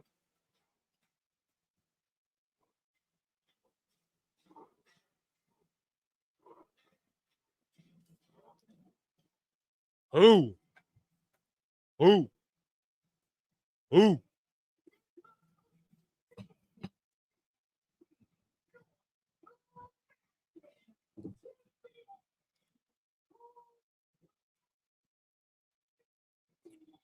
LC Killer 17 says, Jada Parker is my little boo-boo bear. Oh, come on now, LC Killer. That's not very fair. To objectify a woman and give her pet names like that, that's not very fair. Shut up, bitch. That shut up bitch was for me. Yeah, she is definitely, her thing is thangin'. It's about to become Thirstcast when she comes back on again. Thank you for the $2, LC Killer. Banger alert, yeah. Obafemi is just constant bangers. Man, I would put Omos with Femi. Are you guys seeing that or no? Main roster, you just have them fucking the two titans, man. Just, you know, redo Omos's shit so he's got fur on his boots and stuff like Obafemi, right? Like, I've been saying that for a while. I don't know. It would work, man. If they had Apollo Crews doing that whole gimmick, I mean, shit, they missed out by like 6 months. They would have had Obafemi, or a year or whatever. If they had to just, it's probably longer than that. I think that was pandemic era, yeah. So a few years, but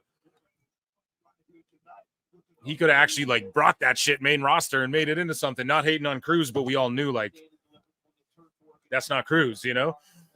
We know Crews, that ain't him.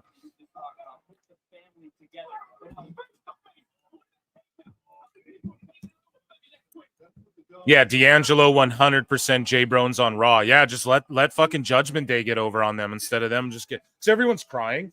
Judgment Day's been so buried. It's like, what? They fucking kicked two of your most over fucking stars out of the group and took their titles and their man and fucking all this stuff. And you're gonna say they're buried? Like, what are you talking about, man? Just because they won this they lost this mixed tag match.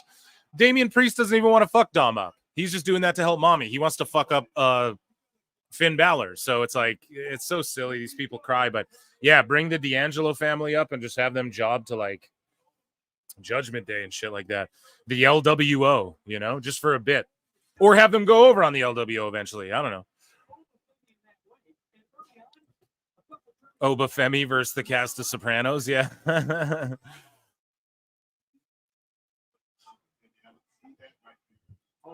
Yeah, it's Wakanda Forever versus fucking Sopranos, that movie, the Sopranos movie that came out. Heard that? That's what it is.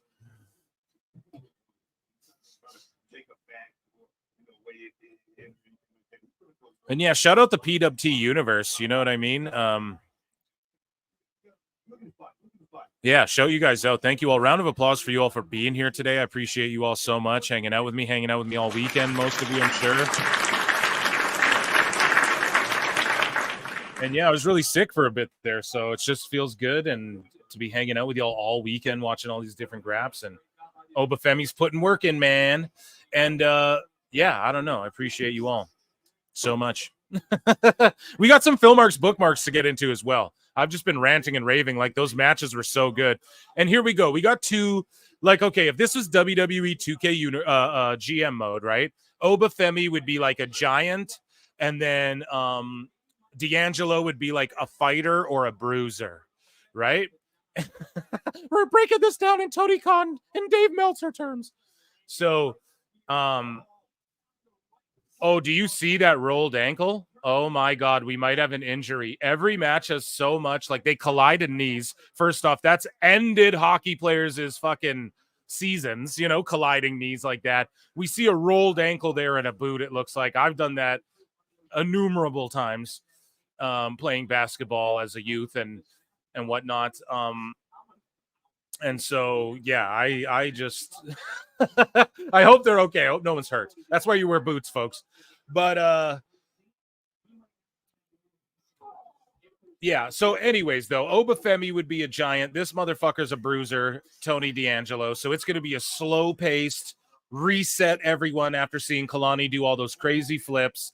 And then we're going to get, and it's still going to be a banger. Don't worry. Femi's going to do some powerhouse shit that makes us go, whoa.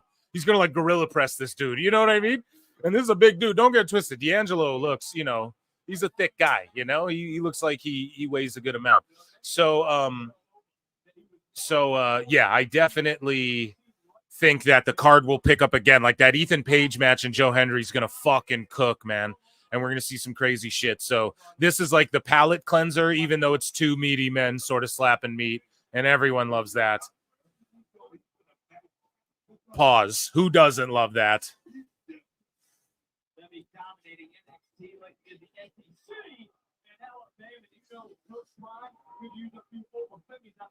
So yeah, I definitely I'm pulling for Obafemi here. You don't take this belt off him for a long while. And I don't know, man. He could be a perfect opponent, like to come in and like, let's say we have babyface Braun Breaker down the line. Like 6 months, a year, you know, you have Femi, but Femi's just every match he's been, pardon me, hiccup. Every match, Femi's better and better. That's what's scary about him. He's one of these guys where every single match you see how he's improved, whether it just be like his selling, his just pacing, the way he lays his moves in, his timing, all of those things. So he's just, I don't know. He's the future, you know, future WrestleMania main eventer. We've said it before. This guy in Braun Breaker, you know, one of them mega heel, one of them big baby face. That will be a fucking WrestleMania one day.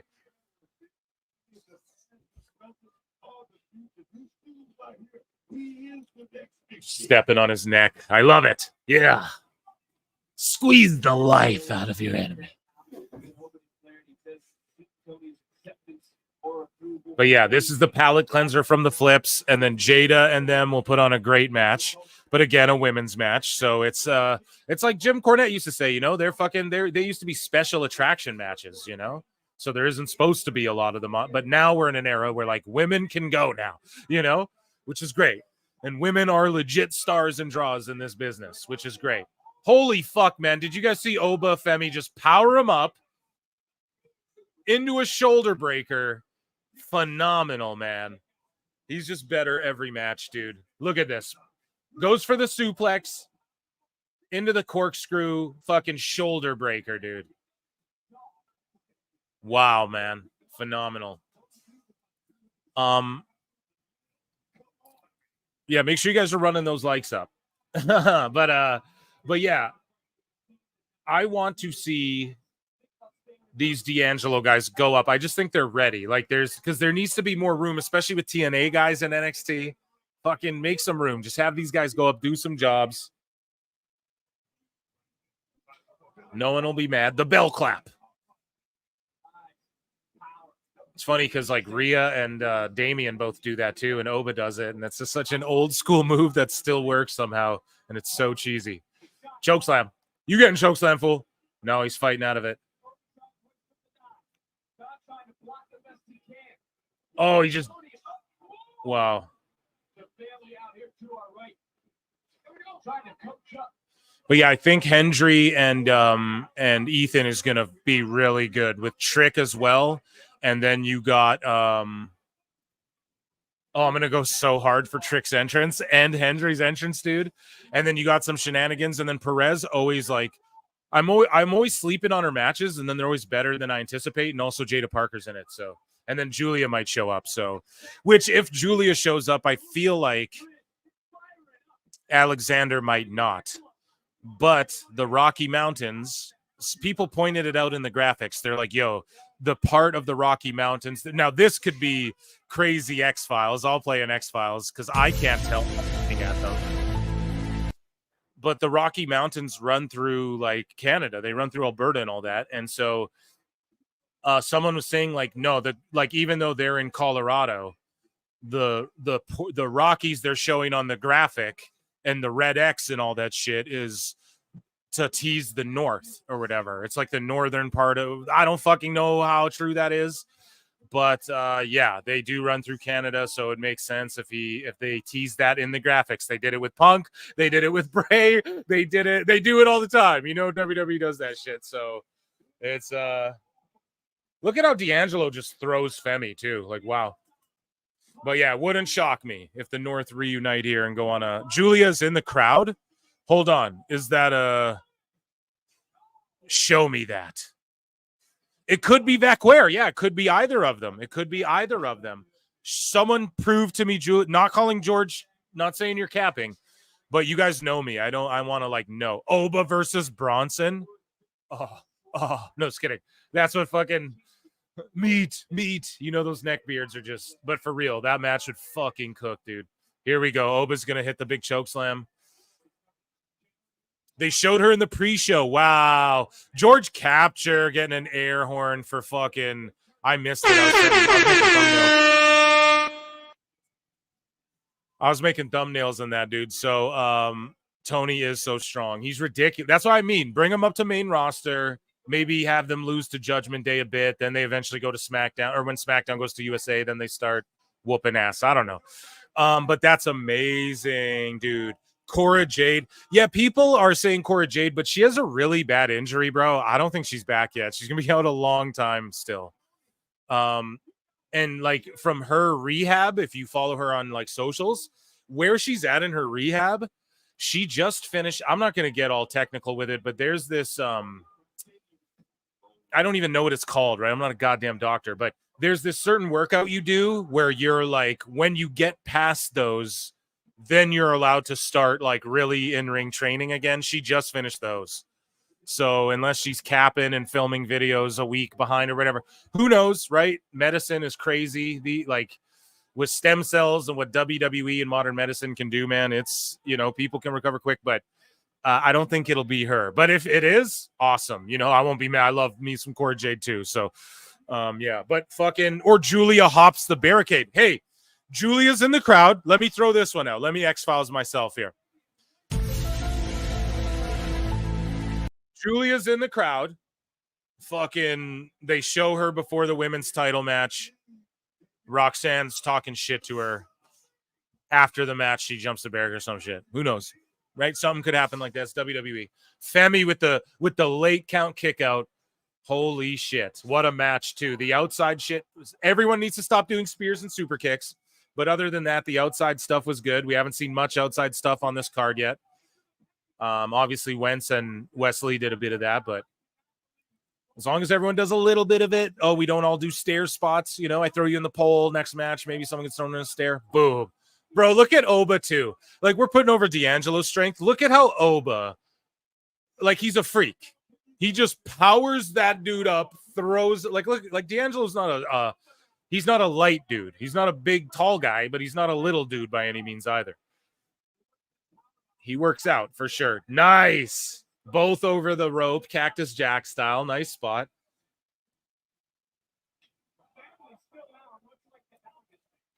From the fucking ground. Oba just Shaquille O'Neal. Palm strike fucking pop up. Bomb. And look at Fema selling. Look at oh my God. And did I call him Fema? I'm sorry. I'm just popping. By God. I'm good. Fuck, man. This has been such a good event. This is the event of the weekend.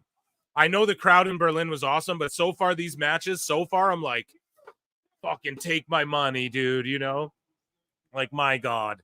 Phenomenal. Bro, I thought it was done right there. And Femi selling after he hits the power bomb. He kind of stumbles. Whoa. You know, gives that extra second where if he just pinned him, fucking that might have been it, but he kind of sells it, stumbles back. falls on him. It's not overly cheesy. It's just like a big dude losing wind, you know, throwing everything he's got. Power bomb. D'Angelo could win this. Spine buster. They're both down. Meet. Look, the crowd's on their feet, dude. Look at the crowd on their feet, man. Holy fuck. HBK, bro. What the fuck, man? What the fuck? Air horns. Air horns. Everyone, go on your Twitters or whatever you got. If you don't mind, post that we're live here. We are going off.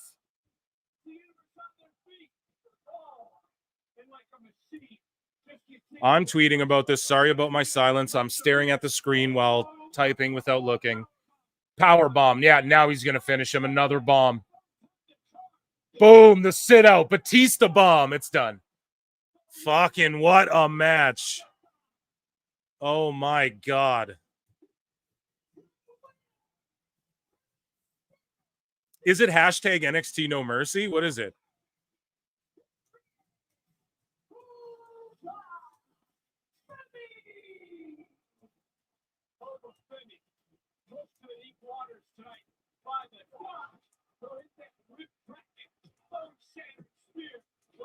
I'm tweeting. I'm blowing this NXT so far. Sorry, guys. That to me for two big hosses, is that not like a 4 out of 5? Like, you know what I'm saying? Or am I just throwing, oh, come on now, Phil, it's not very fair. You're being too generous with the stars here. Your star ratings are just your opinion. I don't know why people get so triggered, Phil. That to me was like a 4, dude. Because they started slow as like two hosses, and then it just picked up, man. And they're just doing cool shit. Like a dude's standing on the apron. Oba Femi just fucking Ben Wallace's his chest while the other dude's while the dude's on the apron, you know? Fucking just little things like that, man. Just okay, Femi's staring down D'Angelo. Do they shake hands? Does he pull a Gunther? No, he's just acknowledging him. Phenomenal, guys. Here, I gotta tweet this out. WWE is on fire right now. Next year, we're going to show shows to Las Vegas.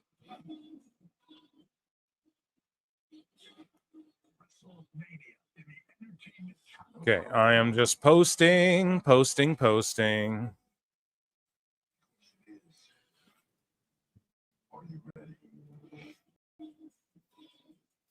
Fuck yeah, I love that Travis Scott. I like The Weeknd, but man, that Travis Scott, he's got some hitters, you know?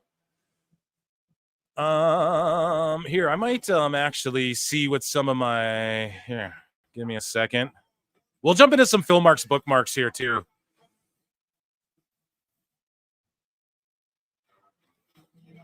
Just pull up another tab. Of course, the NXT merch stuff. You got to get that over. Damn, that Dump Matsumoto fucking show on Netflix looks so good. I can't wait for the Vince doc too. I disagree with everyone. I think this is going to be like Dark Side times 10 with the Vince doc.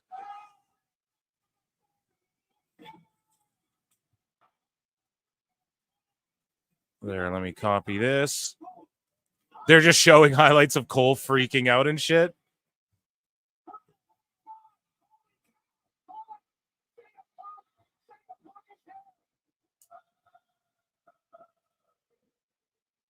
Just a quick recap of Bash and showing Michael Cole marking a. He's having so much fun. You gotta love that. You gotta love that he's having so much fun.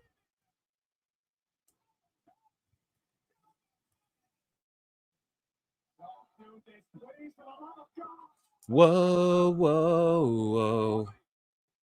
Fucking Cole just having a blast. Okay, while they're showing shit here, we'll dive into. Or let me look at chats here. I got a super chat. NXT. Oh, bah. What's up, John D. Lee? Thank you so much for the super chat. Yeah, you guys just heard me marking out like a little fucking mark right there. It was awesome. 3 likes to 69, guys. 3 of you go and like that shit. Got those Joe Rogan highlights going, yeah. Yeah, it makes me smile too because he's one of the GOATs, you know, him and Jim Ross. And he learned from Jim Ross, so Let's get real about that for a second. Let's dive into some Phil Marks bookmarks. Okay, let's look at TNA news. Empty. Okay, miscellaneous. What do we have in miscellaneous? Looks empty too. Okay, guys, let's look at memes. We got this one here. This is going in one of my videos. A bunch of people tagged me in this. That's fucking funny, eh? The best guys, Tony Khan. So here, let's look. WWE news. Let's talk some WWE. So Jade Cargill gets asked about the adjustment from AEW to WWE after a year of her being with WWE now. And like, fuck these marks asking about Janelle Grant and asking these AEW questions every fucking time, man. Like, I'm sorry. I'd do a better job just asking real shit for real. And I don't even want that job because it's cringe. And that's why it's cringe, because these aren't real journalists. These aren't real people who care about WWE or AEW. They're fucking weirdos. Okay. So she gets asked about AEW again. And it's just so cringe, man. You know what? And this is how you know the media, they don't ask Tony Khan shit like this. And they don't ask these other wrestlers. Like, they already just know these other wrestlers. Well, they do ask them, like, well, what's it like leaving WWE and all that, obviously. But, like, they don't get it. That people leave that place and they want to, like, bury it and put it in their past and leave it behind, man.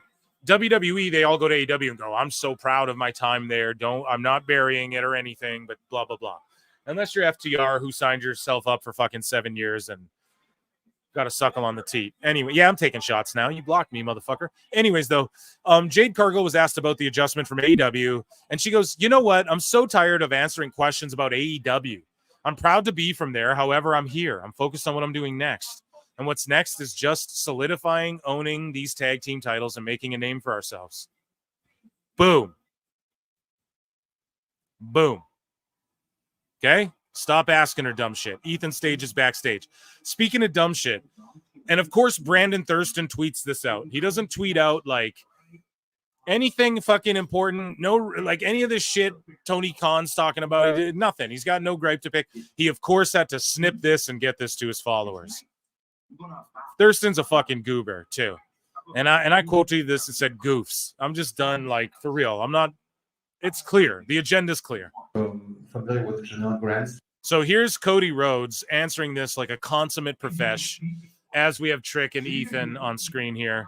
Sorry, do you personally believe what she's saying, and does the locker room believe it? Because the locker room has been awfully silent on this whole issue.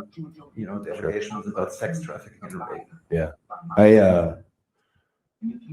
I think it's a great question. In terms of am I going to watch it? Not to sound cheeky by any means, I am deep in a Game of Thrones rewatch, and that is a hell of a lot of commitment. I don't know. I think there's a bit of misinformation in terms of WWE has no involvement in this documentary, as far as I know. Don't Don Stevens me, WWE, please. I imagine I would get around to seeing it. In terms of the more serious and the meat in your question, I'm chewing chicken right now, guys. in terms of the locker room being quiet or silent, whatever it may be, I don't think that's a matter of belief versus non-belief. I think it's strictly speaking, we want to be doing what we were doing out there. Exactly. Like what? Yeah, Cody, while he was in AEW, was trafficking women. Fuck it, I'll just say it. What's up, YouTube? With Vince McMahon? Or what? Like, what are you even asking him this question for? It's the fucking stupidest Marcus shit ever. And the focus and attention that it takes, 13,149 people to have a great story and have a great match and do that every single night has left most of us where we're finding the information out just as you are. And that includes the resolution of this information in terms of what happened, how it happened, and how justice comes about, whatever it may be. But I wouldn't look at it as an active attempt from the locker room to be silent in the attempt. We just are doing what we do day to day WWE business. I'm sorry. Boom. Vince isn't in WWE. He's not allowed in the fucking building. Why do you marks keep asking these questions? And Cody answers that shit brilliantly. Phenomenal for Cody Rhodes there. Here's what Jade had to say herself from the horse's mouth. Not calling her a horse, sorry. But from the woman's mouth herself. Big announcement that you joined the WWE. How has life been here since you arrived from AEW? And Bianca, how did you help Jade acclimatize to life in the WWE? You know what? I'm so tired of answering questions about AEW. I'm like I said, I'm proud to be from there. However, I'm here. I'm focused on what I'm doing next. And what's next? Big announcement that you joined the WWE. How has life been here since you arrived from AEW? And Bianca, how did you help Jade acclimatize to life in the WWE? Sorry, guys. I put another poll in the chat. I ended the last one. Who do you think is going to win the NXT Women's Championship? Roxanne Perez or Jada Parker? And let's see what you guys think in the poll here. Straight from the horse's mouth, no Aubrey. Exactly. I got some super chats here. Chris Perry for $5 says, when you hit 85 likes on the stream, do an impression of TK trying to seduce Monet. Get these likes up. I'll do that at 100 likes. Okay? Because it's going to get weird. So we need 100 likes to get that weird. But what I will do is I'll do the AEW. I have some Tony Khan. The best guy is Tony Khan. And don't read this one. I'll read the next bit of news in his voice. I appreciate you. But yeah, 100 likes and I'll do that because that's getting into creepy territory. Chris Perry, not related to Jack Perry. Thank you for the super chat. Honestly, stop the scrums, waste of time. Yeah, I agree. I like when they go and speak the business and all that and keep it kayfabe, but it just opens the door up for fucking weird sickos to get in there and be dumb. Thank you, John D. Lee, for the $2 super chat. And yeah, I think they could do without them, but it is extra content. Jada thicker than a Snicker, talking shit, walking through Gorilla, doing the the long camera shot entrance. I love it. She's just a star, man. This match is gonna fucking be really good, hopefully again. And yeah. Speaking of creepy, yeah, I guess we got weird with fucking Thurston there. We got some weird sicko shit to get into today too. But yeah, she's tired of talking about it. And here we are. We're back watching No Mercy. And we'll dive into some Meltzer and some sickos a little later, 100%. Jada Cakes, yeah. It's her time, baby. Let's go. I'm excited for this. She ain't going to win this, but this will be a good-ass match.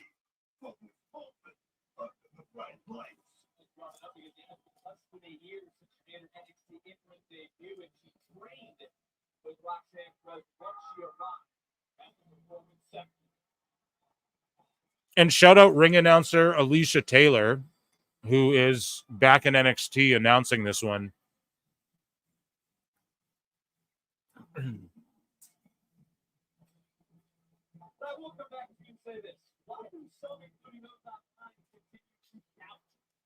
Yeah, dude.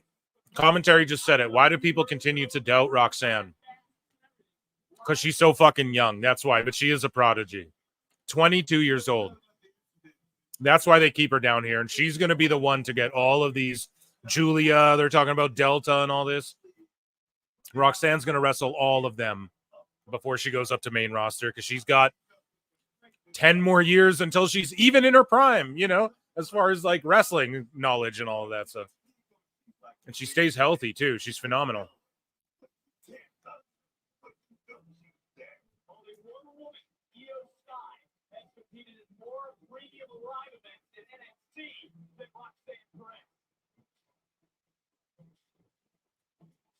So they just said only one woman has competed in more PLEs, and that's Io Sky. And Roxanne's going to beat that record for sure one day. Joining me on the show now is, oh, come on now, Chris Connor. Round of applause. What's up, buddy? Not much. I am.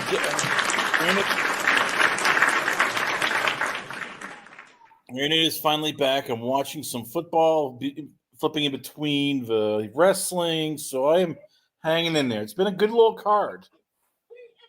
It's been fucking phenomenal so far, dude. Now, it's working. It's working with an A, dude. It's a fucking A for me. About to hit an A plus. If the next two matches kill it, it's an A plus show. 5 stars. Like, I don't know what else you need in a fun, excellent wrestling show. Honestly, just everything's been like perfect so far. I feel like, and even the one botch when Kalani fell off the top rope, she fucking recovered it, and just sold it well, made it look awesome, and yeah, I'm excited, man. I'm excited for this match right here. People in the chat say super hater Chris Connor's here. Oh, come on now, Chad. That's not very fair. No. What's up, though, Chris? Well, what are you gonna say? Here's the question going forward for some of these people. Like, Oba Femi is going to be a star. You know that just by looking at him. Yep. And I think in Trick Williams, once again, he's going to be a star. Oh, yeah. I think Jada Parker might be a bigger star in the main roster than Roxanne Perez. She will be on the main roster, a bigger star than Roxanne ever is, in my opinion. Jada will be. Jada's going to main event to WrestleMania one day. Only because when I look at Roxanne, God, she's so tiny.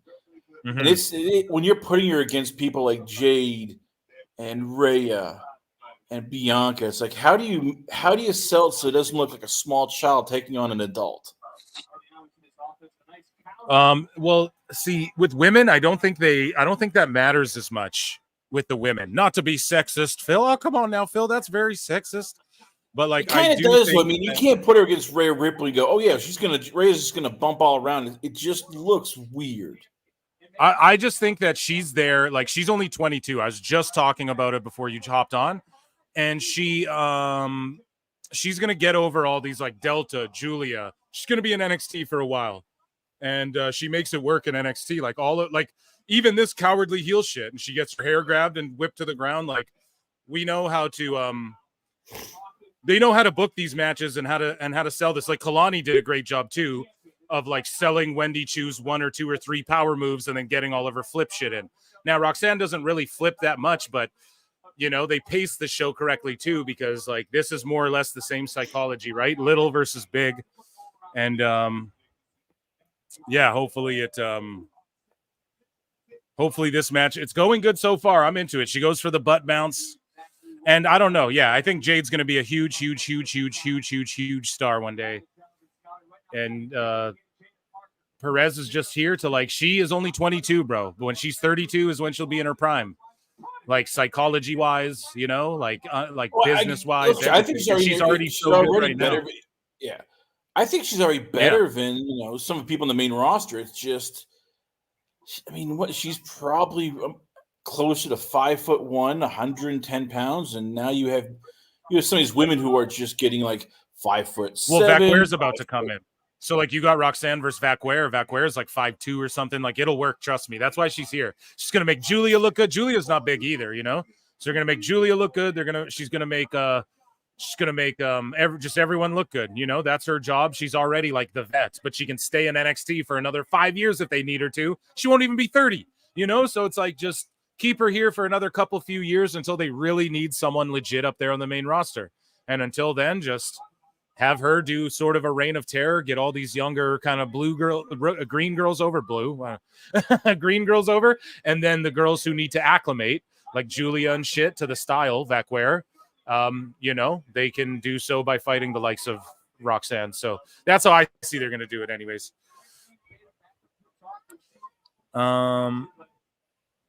I don't. She's legit.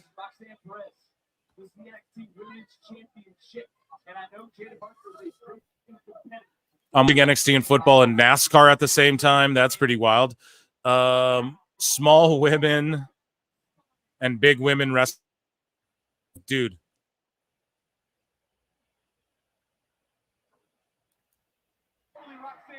StreamYard is shitting the bed right now. Sorry, you guys can hear me good? Chris Connor, you hear me all right? I can hear you good. Yep, I can hear you perfectly. Good, yeah. Just StreamYard has just been so shitty. Yesterday and the day before, amazing. Today, trash. Don't know what's going on with that.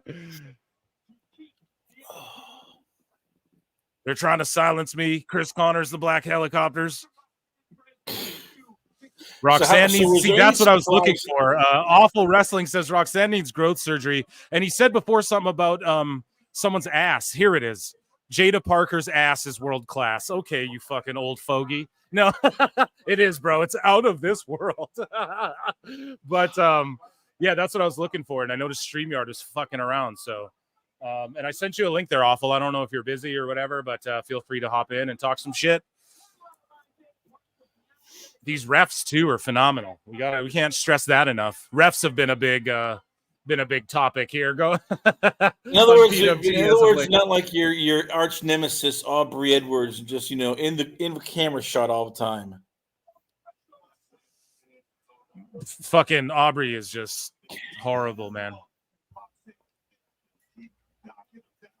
Jada has that Bianca energy. Yeah, she is. Oh, Alexa Bliss held her own exactly. True, Alexa did, but Alexa came in right before you had the bigger, taller women, and now, this dude's just shaky filth. You're right. Sorry, go ahead, Chris.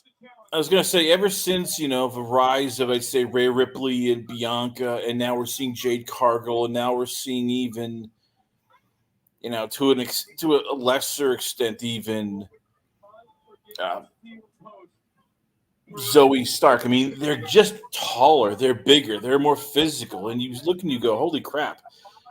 All of a sudden, it's tough taking Alexa Bliss and even, not Dakota Kai, but even Io Sky. It's tough when they're just so damn tiny, and you're like, holy crap. Do y'all see that? See, this is the psychology. This is the psychology I'm breaking down. Sorry, Chris, but Jada is like selling her ass off. And then even though she's eaten some bigger moves, like from Roxanne, as far as like Roxanne getting the upper edge. And then what does Jada do? She still takes the cover from the smaller opponent. And it's a 1, 2. She's already kicking out at the 2 count. Like, it's not like a 1, 2, 3. I'm going to kick out last second. Like, Jada's hurting right now. She's getting her body worked over, but she's not like, it's still like, get off me, you little bitch. You know what I mean? So this is like HBK's cooking. Look at the facials of Jada, her screaming. I mean, whatever, but it's the facials. It's Roxanne. It's the way they're selling the submission. No, true. I get it. But it's easy when Roxanne's a star in NXT and she's been, and Jada's not a star yet. What happens when you go to the main roster? You have Rhea Ripley, and you're trying to go, okay, we're gonna, and you try to figure it out. I mean, there's a reason, like why you had trouble booking Daniel Bryan versus Brock Lesnar. It's just you look at the size and go, okay, yeah, this ain't realistic. And this isn't, this in real life. Daniel Bryan gets basically, launched like a lawn dart. Brock Lesnar is just, Hulk smashing him into oblivion. It's just.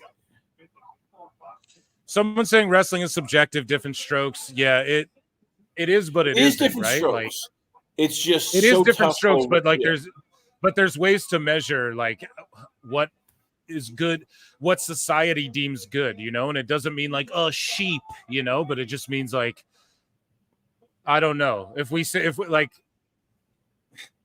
you take a guy from the KHL isn't as good as the NHL, period. We can measure that. We can just objectively look at the skill level of the talent, So I do get it when people are like, I like flippy shit. It's like, for sure, me too, bro. But you gotta put that in. You gotta put it at the right spot in. Yeah. But there are players from the KHL who skill wise can match up, and there's not exactly a size difference. Yeah. I mean, this is like there's reason why weight classes were created in boxing and MMA because you just had bigger guys destroying little guys.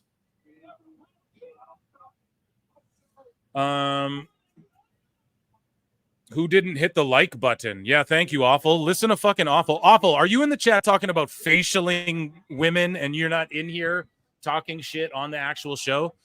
God damn you. No, do your thing, buddy. But listen, listen to your boy Awful. Hit that, run that like up, bro. And yeah, yes, I am. Yeah, okay. You do you, bro. You definitely booked Bryan versus Lesnar. Dude, this is why Total Divas was the best show of all time. I wish I had a podcast back then.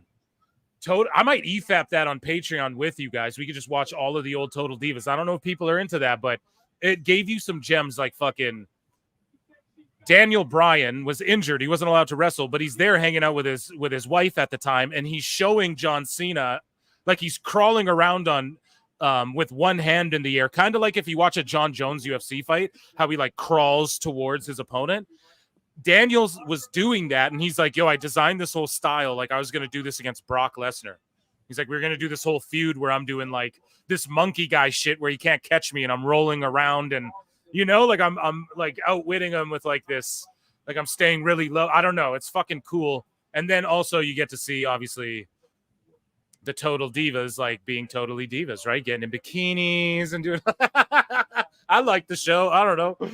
So it was over with women. So but yeah, that they had little gems like that in that show. And yeah, Danielson, you definitely book Danielson versus Brock. You just do it in a way where you develop a style to where Danielson psychologically has to wrestle differently. He's not just gonna hit him with all, and I guarantee goddamn to you this. If Danielson wrestled Brock, he would, if he hit the knee on Brock, he wouldn't just shake it off like Swerve did, like fucking Vegeta or like Perfect Cell. He just fucking eats Danielson's finisher, wipes it off, and then Danielson hits the same move later and it finishes Swerve. It's like, what the fuck? Brock would even sell that shit. Stupidest spot ever. But yeah, it's not to shit on AEW out of nowhere, but can't help it sometimes. Well, for you, I can tell it's just like, oh, this is just, you love poking little bears with sticks. Just there we go. Amazing. No, good for you. You're doing the Lord's work, taking care of children, Awful, and we love you here, just so you know. And yeah, you'll be on soon again. I'm certain of it. Dude, Jada, though, selling the abdomen, the body the whole time, doing the butt splash, and it's good having you in the chat, man. But yeah, selling the butt splash, can't get her up for the suplex. See, this is the stuff I look for. This whole NXT, my eyes have not been able to leave the screen. That's why we haven't done many Phil Marks bookmarks. During AEW shows, guys, there's fucking Jericho matches going on. We're laughing at Dave Meltzer.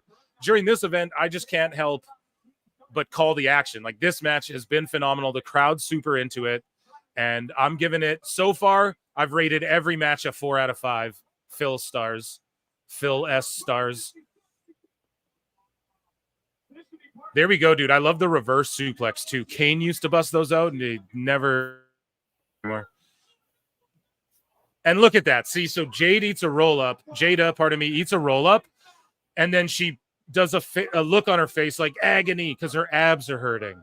So it's just HBK, and then look, the elbows to the abs in the Rings of Saturn, or whatever they call this move now. The crossface. Just HBK knows what he's doing. He has these people. Oh, we're getting the Jada Hulk up spot. Let's go.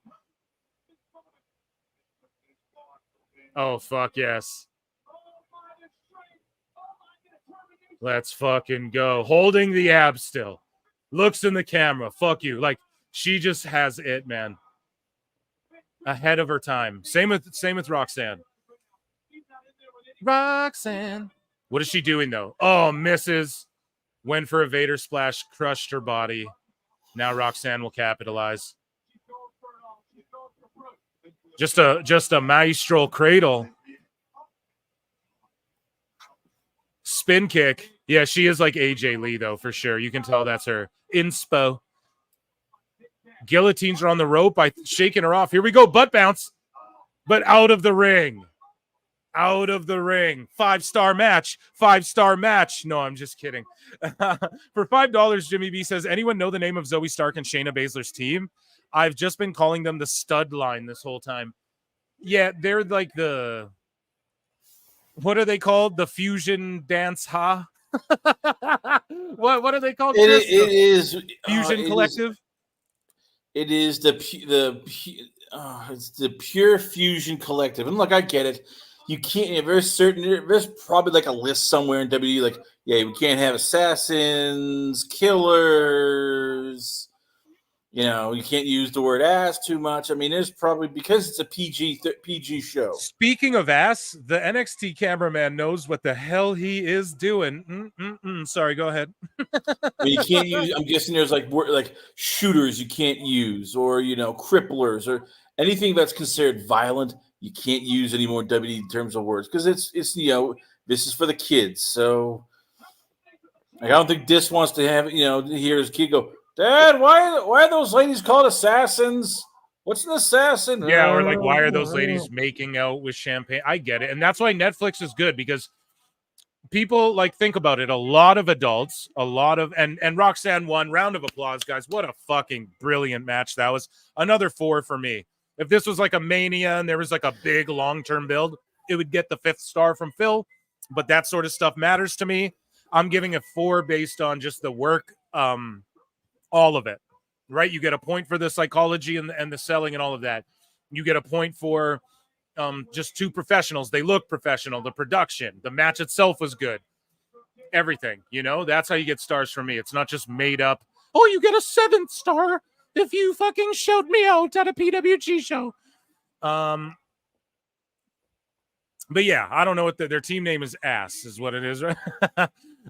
Shaggy Filth for $2 says name should be Lesby Friends. Oh my god, that is amazing. You what? Oh my god, The best guys, Tony Khan.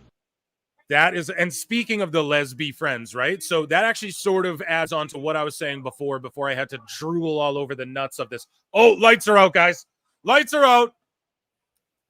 Is it Vacquer or is it Giulia? Giulia was in the crowd. Could be Giulia, could be Stephanie Vacquer. I mean, they signed both. Who is it? So it's got to be Vacquer with that music and that entrance, right?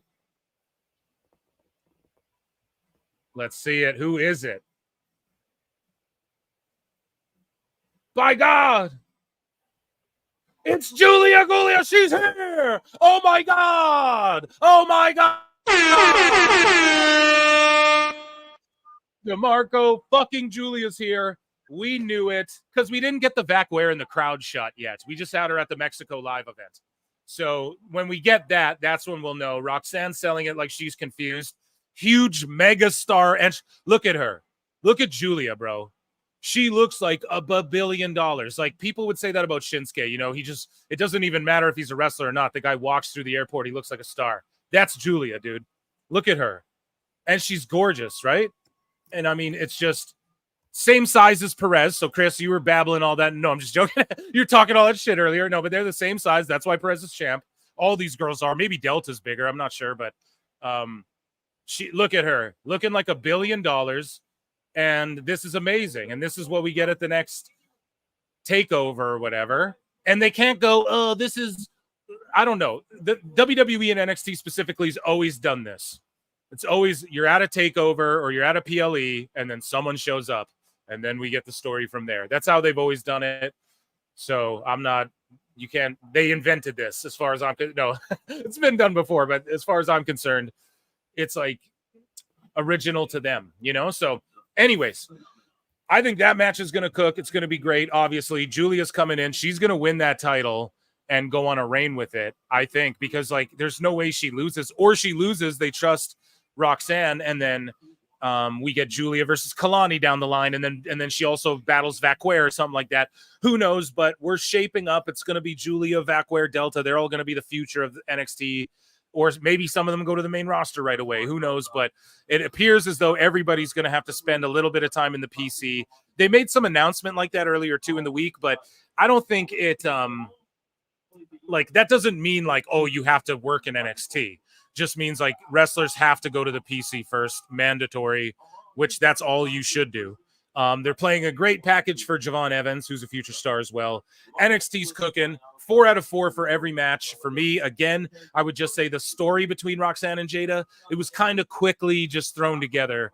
It felt like, but they're such great performers that they got it over, and the crowd was into that, and just another phenomenal match. I didn't know how they were going to pull that match off, but I just knew it would be good because Roxanne keeps doing that.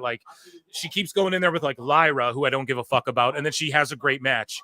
So I'm just stoked with that. I'm excited for Giulia versus Roxanne Perez, and just NXT's on fire. This PLE, to me, Berlin was awesome. The crowd was hot, but this has been more like fun and awesome and like kind of twisty and turny. Like you kind of don't know what's going to happen. WWE was great as well, but this event so far, man, every match is like, that's a 4 out of 5 for me. So hopefully the main event kills it. I don't know, man. NXT cooking. I need to get to one more super chat. Oh yeah, but what I was saying with the lesbian friends, Netflix, Raw, people put the kids to bed and then they snuggle up in Netflix and chill. Watch Raw with the sexiness, all that. You put SmackDown on for the juniors on Friday when they can stay up a little later for the weekend after I don't school. think it's going to be that cut and dry. I mean, your audience for WWE is the families. That's what sells for them because they're the ones who buy the That's why you keep the family shit on SmackDown on regular TV, where on Friday nights, and then you do more a little more racy shit. Now I'm not saying it will be all just filthy Attitude Era dirt. I'm not saying that, but what I am saying is that thing is dead and bare. You can mix some of that. Like, look at what they're doing with Rhea and Dom and Liv. Like, you're gonna get that a little more. I called it too. I said there's gonna be blood during the strap match, right? So we're gonna get a little more blood. It is gonna go a little more Attitude Era-esque. It won't be fully that though. But someone might chug a beer on the show, not named Stone Cold. You know, we might see. No, I doubt that much. I will Dude, they're promoting vodkas and beers and shit. I'm just saying, like, we're gonna see. There's a difference. There's just, but it's on Netflix, bro. I know, and the difference is Netflix. That's the difference. The difference is Netflix, right there. The whole game's changed now. They can do on Netflix because it's not just Raw. This is what everyone's forgetting too. It's not like it's just Raw. They're doing a bunch of WWE content as well. So they'll have a show that'll come out it'll be called the 30-minute WWE Fun Hour, and it'll be on the fucking kids section of Netflix, and it'll be like what they did. They used to do that in Saturday mornings. You remember that shit? They would have like Saturday Morning Slam on Fox Kids. Let's hold the phone right there because we're still not sure a lot of the details of Netflix. I mean, yes, Raw's going to Netflix. We know that they're getting shows. We know they're everything getting else shows. with content. Peacock still gets it. Peacock gets all the PLEs. They get the specials. They get it because remember they paid for 1 year. For one more year in 2026, that thing's up. So all I'm saying is the content, man. We do know that they're going to have other content too. In Netflix, they said it in that announcement thing. We covered it here on the show. They basically they're going to have like a slew of. There's going to be other shows. Like there's probably going to be a reality show on there for WWE. Don't be shocked if like, and they've already done that. They already had like the New Day Choose Your Own Adventure on Netflix with The Undertaker. They've already experimented with this. They have a great relationship. And in my opinion, we're going to see it. We're going to see like a Saturday Morning Slam on Netflix, and the kids will get their show. Raw will be a little more spicy. And then you'll have SmackDown will just be what WWE is now. You know what I mean? That's all I'm saying, man. Chris Perry for $5 says, you're taking a stink face. Is it from Jada or Nikita Lyons? Oh, my God. Another fucking amazing question. 89% of y'all in the chat said Roxanne was going to win. Good job, chat. Even though you guys probably cheated again, you liars. You're taking a stink face. Is it from Jada or Nikita? I'm going Jada, personally. I don't know. That's just me. And I love Nikita, too, but I'm going Jada. What say you, awful? Fun fact, when Netflix premieres Vince McMahon Doctrine, depending what time they air it, it will go head-to-head with the 83rd week of No Millie. Oh, shit. They scoped it out. They purposefully did that. Yeah, I'm going to watch that doc with you guys over on Patreon where I can, like, react to the shit with you guys on screen. And I don't know if they plan that. Like, I don't know if Netflix is – I kind of agree with Chris here. I don't know if Netflix is going to shit all over Vince and WWE and make them look bad when they're about to go in business with them. It might be a little fluff piece. What say you, Awful? Chat me up, Awful Wrestling. What do you think? Do you think it'll be a fluff piece? Or do you think that that's not very fair? And they might save with Conrad and make it a hit piece and shill for AEW. Jada, everyone's like Jada. Yeah. Totally forgot about Lexus King. Yeah, he's been cooking in Reality of Wrestling. Don't forget about him. Don't sleep on him. But yeah, he's been out doing his thing. And Trick's about to get that win back over on Pete Dunzo.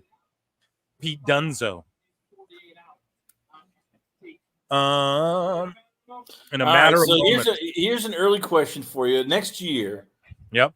Who do you put in the Hall of Fame? I was thinking about that, and it's gonna be tougher because there's so many people right now you can't put in because they're either not retired, they're not sure if they want to do it, they're dead, or somebody's pissed off somebody there. Guys, there's 122 of you watching. We're at 87 likes. 13 of you fucking haters go and hit that like button, or else you get Jericho. The line has been drawn. Okay, no, I'm just kidding. I love you guys. Chris, to answer your question, so I think Triple H is the king of closing those burnt bridges, or rebuilding the burnt bridges, rather, not closing bridges, opening closed bridges. And he's done it with a myriad of people. I think Batista gets inducted. I think they got to put Sid in. I think Cyndi Lauper, people have been lobbying for it. She was on the Drew Barrymore show talking about how she would like to be, but like she doesn't really. She started putting over the other boys and saying how great the wrestlers were, not herself. So very humble. But I think that makes sense. I think there's lots of people in there. We're losing out on people. Like, okay, does Lex Luger have to pass away before he's in the fucking Hall of Fame? It's just silly. So I think it's easy. Here's some, just off the top of my head, people you would love to see WWE the Hall of Fame but aren't in the Hall of Fame, like Demolition. Demolition deserves to be in the Hall of Fame. Are they not? They are not in the Hall of Fame. Yeah, get them in. Trips will get them in, man. He loves tag wrestling. Unfortunately, there's still bad blood vote between them and WWE in terms of the lawsuit, the concussions. I know that it's Bill Eadie of Axe has always held a grudge. Dude, so did you hear what Ultimate Warrior said about everyone? And he squashed Triple H at a WrestleMania. Triple H helped facilitate bringing him back, and Triple H is running the show. I'm sure there's people Triple H tried to help bring back that Vince held him back, that Vince kiboshed him from help bring back. I guarantee there's been that too in the past. So some of these guys, Trips probably already got on deck. Like, yeah, I mean, all right. So so Demolition is one. Trips is a body guy. Does Lex Luger not go in? Come on now. That's a good question. We'll find out. He's gonna be in it. All right. Owen Hart. I mean, people have wanted for years for Owen Hart. And yes, Vince is gone, but still, if you're Martha won't let it happen. But I was saying on the last show, I hope that they build up to eventually, because they were showing Owen Hart a bunch before the Berlin show. They had him in these like, last time WWE was in Europe, and they really focused on the Harts and Owen Hart and Davey Boy. And I hope that bridge gets mended too with Triple H. I believe in Joe Hendry. I believe in Hunter Hearst Helmsley. Do the Midnight Express get in? Sure. Not this year. I don't think so. But, yeah, Jesse Ventura is going to go in. Batista's going to go in. You're going to have Cyndi Lauper, Lex Luger, and Sid. You got 5 right there. Do we need any more? Boom. There's a lot, but I'll say this. I think because of Jim Cornette, the Midnight Express will never get into the WWE Hall of Fame. They had Jim Cornette when Triple H was in office. Jim went and did a Hall of Fame induction with Vince there. So I'm sure he's cool, man. I'm sure Triple H is it's not that. Jimmy can come in. It's not. I'll tell you why. You listen to Cornette's podcast. He is just incredibly at times radically political. That doesn't matter to anyone, bro. You can't judge. It does. It is. You Google Cornette, some of Cornette's, wonderful lines. Whoop that trick. Fuck yes, dude. Trick Willie gang. Listen to this building. Listen to Booker T. Oh yeah. Let's go. Cornette's about as offensive as as any shock. No, shock Chris, I yes. think you think of the fucking WWE shit still like the old guard. I think No, that's I what think I of think it you're. like TKO. I don't think you think of think- like how things are and how they're going to be.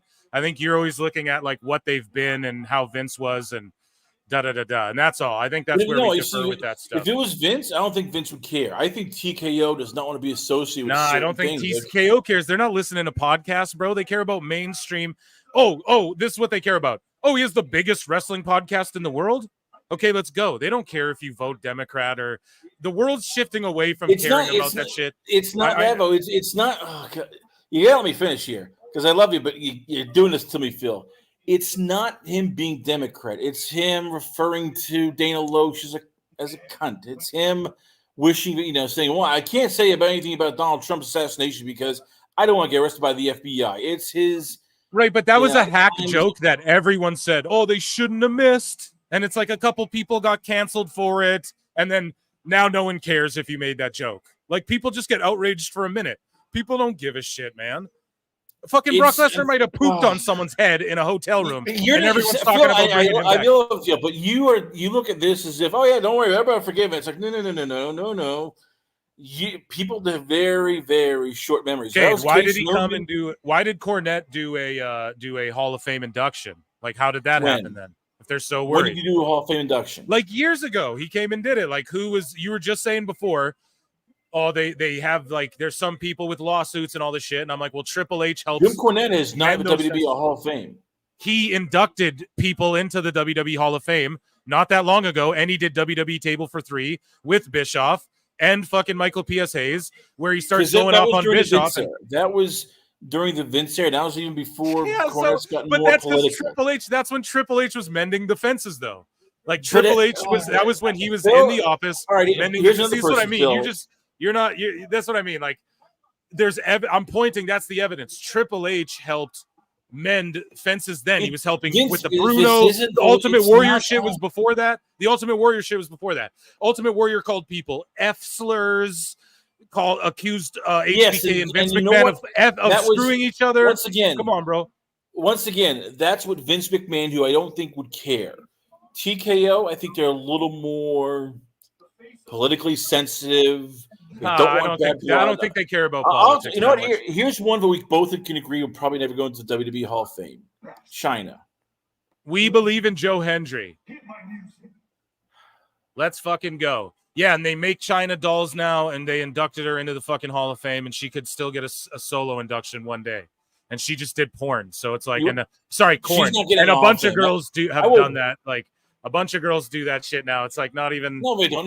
But anyways, stop, Phil. Stop. You just want to put everybody in the Hall of Fame. Oh yeah, this.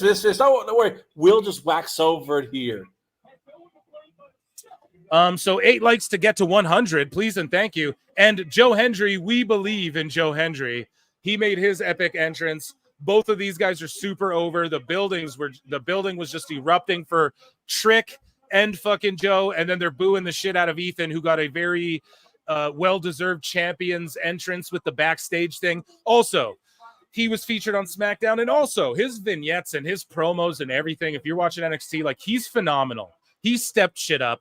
And everybody is like, oh, man, you guys shit on him in AEW. But, dude, they stuck him with that Dan Lambert bullshit. And even Dan Lambert's gone on to bury that bullshit. Okay? Like, Dan Lambert's buried the fucking stories he was in. So, Ethan Page, like, again, you can't blame him. You blame the fucking marketing. You blame the creative. You blame the opportunities. And that's where Tony Khan fucked up. And they see it in a guy like Ethan Page. Obviously, Joe Hendry, too. But, like, that's more like they're getting him as a bonus from this TNA relationship. You know what I mean? They get to go handpick, like, oh, we like these guys, whatever. But Ethan Page, man, is just – he's going to be on the main roster one day fighting mid-card title. Ethan versus LA Knight, heel Ethan Page versus LA Knight U.S. title. There you go, folks. So that could happen. I think that'll happen sooner than later, too. I don't see him being in NXT for a long, long time. But, yeah, he's really taken the ball and ran with it. And this is all – to get Trick eventually to get him that belt back. And I don't know if Joe Hendry ever actually wins this belt, but Trick will get it back eventually. And yeah, I'm super excited. Listen to this fucking crowd. This is a TNA dude. Tony Khan had Joe Hendry in the palm of his hand, fumbled him with Ring of Honor, fumbled this greatness. And now we're seeing this big fight feel. I love it. They rang the bell before Trick called The best for guys, Tony Khan. So there's a botch. Hopefully Trick is a good ref. What's you cowards? Yeah, hit the like button, guys. Run it up. We have, dude, it's pretty split of who's going to win this match in the chat. If you guys look at the poll, super split. Love it.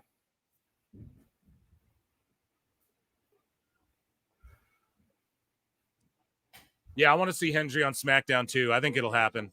Yeah, Cornette inducted the Rock and Roll in 2017. Exactly. That's not that long ago at all. And that's after Triple H had already got Warrior back and Bruno back and a bunch of guys, man.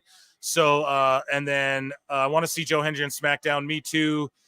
Yes. Is Molly Holly in the Hall of Fame? Yes, she is. But she got that, I think it was during COVID or something. So she got like a very short speech. And yeah, China with DX. I think one day China will get in alone. But yeah, they've inducted like Tori and everyone. Like Trish is on the show. She's been, not Trish, pardon me. You know, they just celebrated Candice Michelle in the audience the other day. She's done Playboy. Like she's done sex scenes in movies with her titties out. Like, you know, they've all people. It's I get it. Like don't have an active OnlyFans. Like Jordan Grace is closing her OF and she doesn't even get fully nude on there. But that's because she's going to WWE. Her TNA contract's up soon. She's going to WWE, obviously. But I'm not saying girls can have OnlyFans and actively be porn stars, but like China, man, people don't like really remember her for that. You know, they remember in the wrestling world for what she contributed to wrestling. And yeah, I could see her getting a solo induction too. I could see like, and same with like the people complain when like like Godfather gets inducted. It's like, man, he was over shit. He was an Intercontinental champ. I think if you can get to tag team champ or IC title, if you win a belt in WWE, you're Hall of Fame worthy as far as their standards of what the Hall of Fame is and has been. You know, that's what I believe. So we believe in Joe Hendry right here. Great psychology as well in this match, starting off good. Just mat-based, solid back and forth wrestling. Some cocky taunts back and forth. I'm going to dye my hair like Hendry. So Sasha versus Sammy happening? Yeah, Moose Knuckles, shut the fuck up. We're not... Name the Candice Michelle titty movie. Just go. There's a couple, I believe, with her. Dawn Marie as well has been in a movie, pulled her titties out. Maria Kanellis as well. Just Google. Now yeah, sorry guys. This isn't, just type it in. I don't know. I don't know the name of the movie. They're just like, I just seen the shit online, you know, for also research purposes. No. Yeah, it's just whatever movie. It's some, you know, B level softcore, whatever shit. Candice Michelle starred in one of those. You can look it up.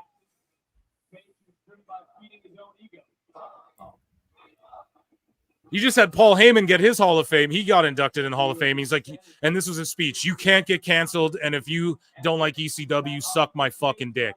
Triple H is God. That was literally his Hall of Fame speech. So I don't see them like taming it backwards, you know, like I think they're going not just filthy dirty like AEW. They're making like little dick jokes. That's all MJF can do. Fat jokes, little dick jokes, and dead dad jokes.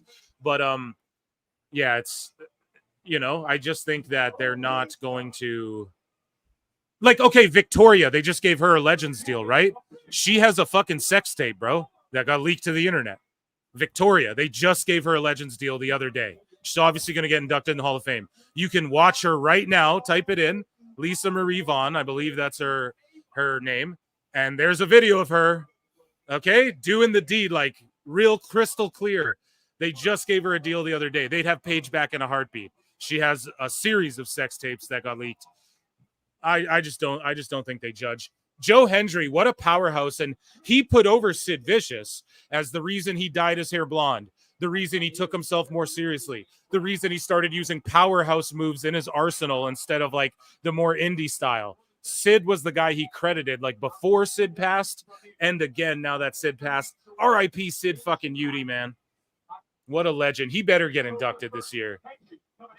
Because there's guys like that where you tell me they're not in, and I'm like, really? Like Demolition isn't? Holy shit, I forgot. You know, someone, yeah, like Sid's not in. What? You know, I couldn't even believe that. I was like, I swear he went in a long time ago, but It's just there's a lot of guys who aren't in still, so I think they'll never run out of people.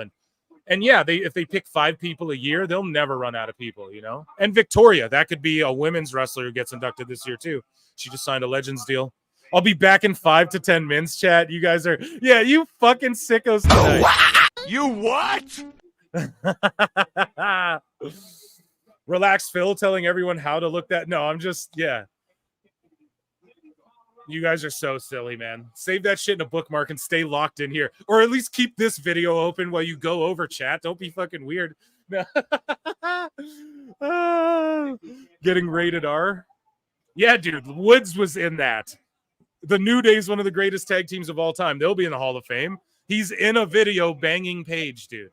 Like, you know, I just think the world's a little different. The internet's a fucked up place. And as long as you aren't actively doing an OnlyFans or whatever, I think you're good. I think you're safe from that type of scrutiny. And then from the political stuff, it's like, I just don't think they care either way about that either. Like if you rub people the wrong way backstage, sure. But if Jim goes up there and goes, well, fuck, I wish Trump, whatever, then yeah, okay, that's a problem. But I just don't I don't think they care about his podcast. People have tried to cancel Cornette every 3 fucking weeks and he survives it, you know? So I think if they just keep it in wrestling world, I don't think Jim will ever get inducted until maybe he's long gone, you know? I could see it happening then. And not to be any type of way about it, but it's just because he is controversial and I could see that. But they did bring him in to induct some people. So, not long ago. We're talking how many years? 8 years ago. I guess that is a while. 7 years ago. So that is a while, actually. That is a long time. But it was Triple H was in the office 7 years ago. You know, that's the beginning, not the beginnings, but yeah, infamously squashing bridges. I want Mickey James. That's what I mean. Mickey James should be in the Hall of Fame. Nick Aldis could induct her. Nick Aldis, I want to see wrestle and get in the Hall of Fame too. I love him as a GM, but fuck, I feel like has a little more to give. And the crowd is white hot for this match. And I want Mickey James in the Hall of Fame. I met her last year. She said she wants to work with Aldis and have one last run. I want that too, so fucking badly. Maybe they'll have to sign to AEW to do it. Tony Khan. No, there's a reason Aldis didn't go that route, guys. Trust me on that one. I'm telling y'all, there's a reason he didn't take that route. But thank you, Aaron Rowland. It's good to see you in the chat. Thank you, everybody who turned out. You cowards better have hit that like button. We're even about 58% to 42% for Ethan Page. And are we at 100 likes? We're at 96. 4 of you, please hit that like, please and thank you. And I'll stop asking. We won't ask the rest of the show. And thank you, Aaron Rowland, for the contributions. We're going to the top rope here. Page can be a WWE ambassador, yeah. Cornette made a Watch Mojo list yesterday. Mainstream, bro. If he flipped a pizza and did a cartwheel, he'd be booked tomorrow. And it's dope, too, because Hendry's finish is just like a regular dude doing like a big chokeslam spine buster. Oh, shit. What's Ethan Page doing, though? Power slam. Oh, shit. Kick out. Oh, dude, Swerve's doing a great job as ref, too. It's Swerve. Oh, my God. Did I just say Swerve? I meant Trick. Jesus fucking Christ, dude. That's where I'm at right now. Thinking about AEW, you sons of bitches. I'm getting swerved. Yeah, fucking no. Trick is doing a good job because I was going to say he's not like Aubrey Edwards in AEW where you're watching them fucking like he's Trick and you don't even notice him in the fucking in the match until you need to see him for the count, you know? It's astounding. It's crazy what a PC can do. Crazy what a gym and doing house shows can do. You guys know what I'm saying? Like people try to roast NXT for doing house shows in like gym in like gymnasiums and like those little fucking warehouses. It's like, man, fuck out of here. 101 likes. Let's go. Okay. Thank you so much. And I will not ask you for the rest of the show, guys, even if there's 200 watching. Trick will whoop Swerve. Yeah. Yeah. I just okay on T-Wrestling. Yeah. It's okay. All the refs look alike. Yeah, you guys, I did the thing. It's okay. Hey, I'm fucking Redskins, so I get a little pass. You know what I mean? Nice dive, dude. Into like, what was that? A bulldog or was that just like a senton? I fucking love that. What cannonball dive. The crowd's hot. Both guys are over. A TNA guy and an AEW guy are main eventing a fucking NXT PLE for WWE for the NXT Championship. Like, this is the prohibited portal right here. Tony could have had this match for his TNT title and do this same type of story work, and he fucked it up. He had all these guys. Booker T is the ref. Oh, come on now, Chad. That's not very fair. We don't have to get all racial now just because Phil fucked up and was mean and was talking about AEW while watching No Mercy, so it fucked up what he was saying. And Ethan Page is in the ring, who was in AEW like 3 months ago. No, just kidding. Here we go, Trick. Slow the countdown a bit. Slow it down a bit. Slow it. Okay, he's going. Yeah, okay, get in there, Joe. He's going for 10. Perfect. Here we go. Ahmed Johnson is the ref. Okay, now. You guys. Oh, my God. We're going to Rumble, folks. Holy shit. The fucking sickos who hate me are going to have a field day with this episode. You guys, we're talking about who we get stink face from, who fucking Phil's calling Trick Swerve and shit. God damn it. We're fucked. We're fucking up here, okay? I'm deleting the show once it's finished. Members only once it's finished. Oh my God. No, fuck him. You all know. Here we go. Oh, he's gonna hit him with the ego's edge. His own shit. Hit him with his own shit.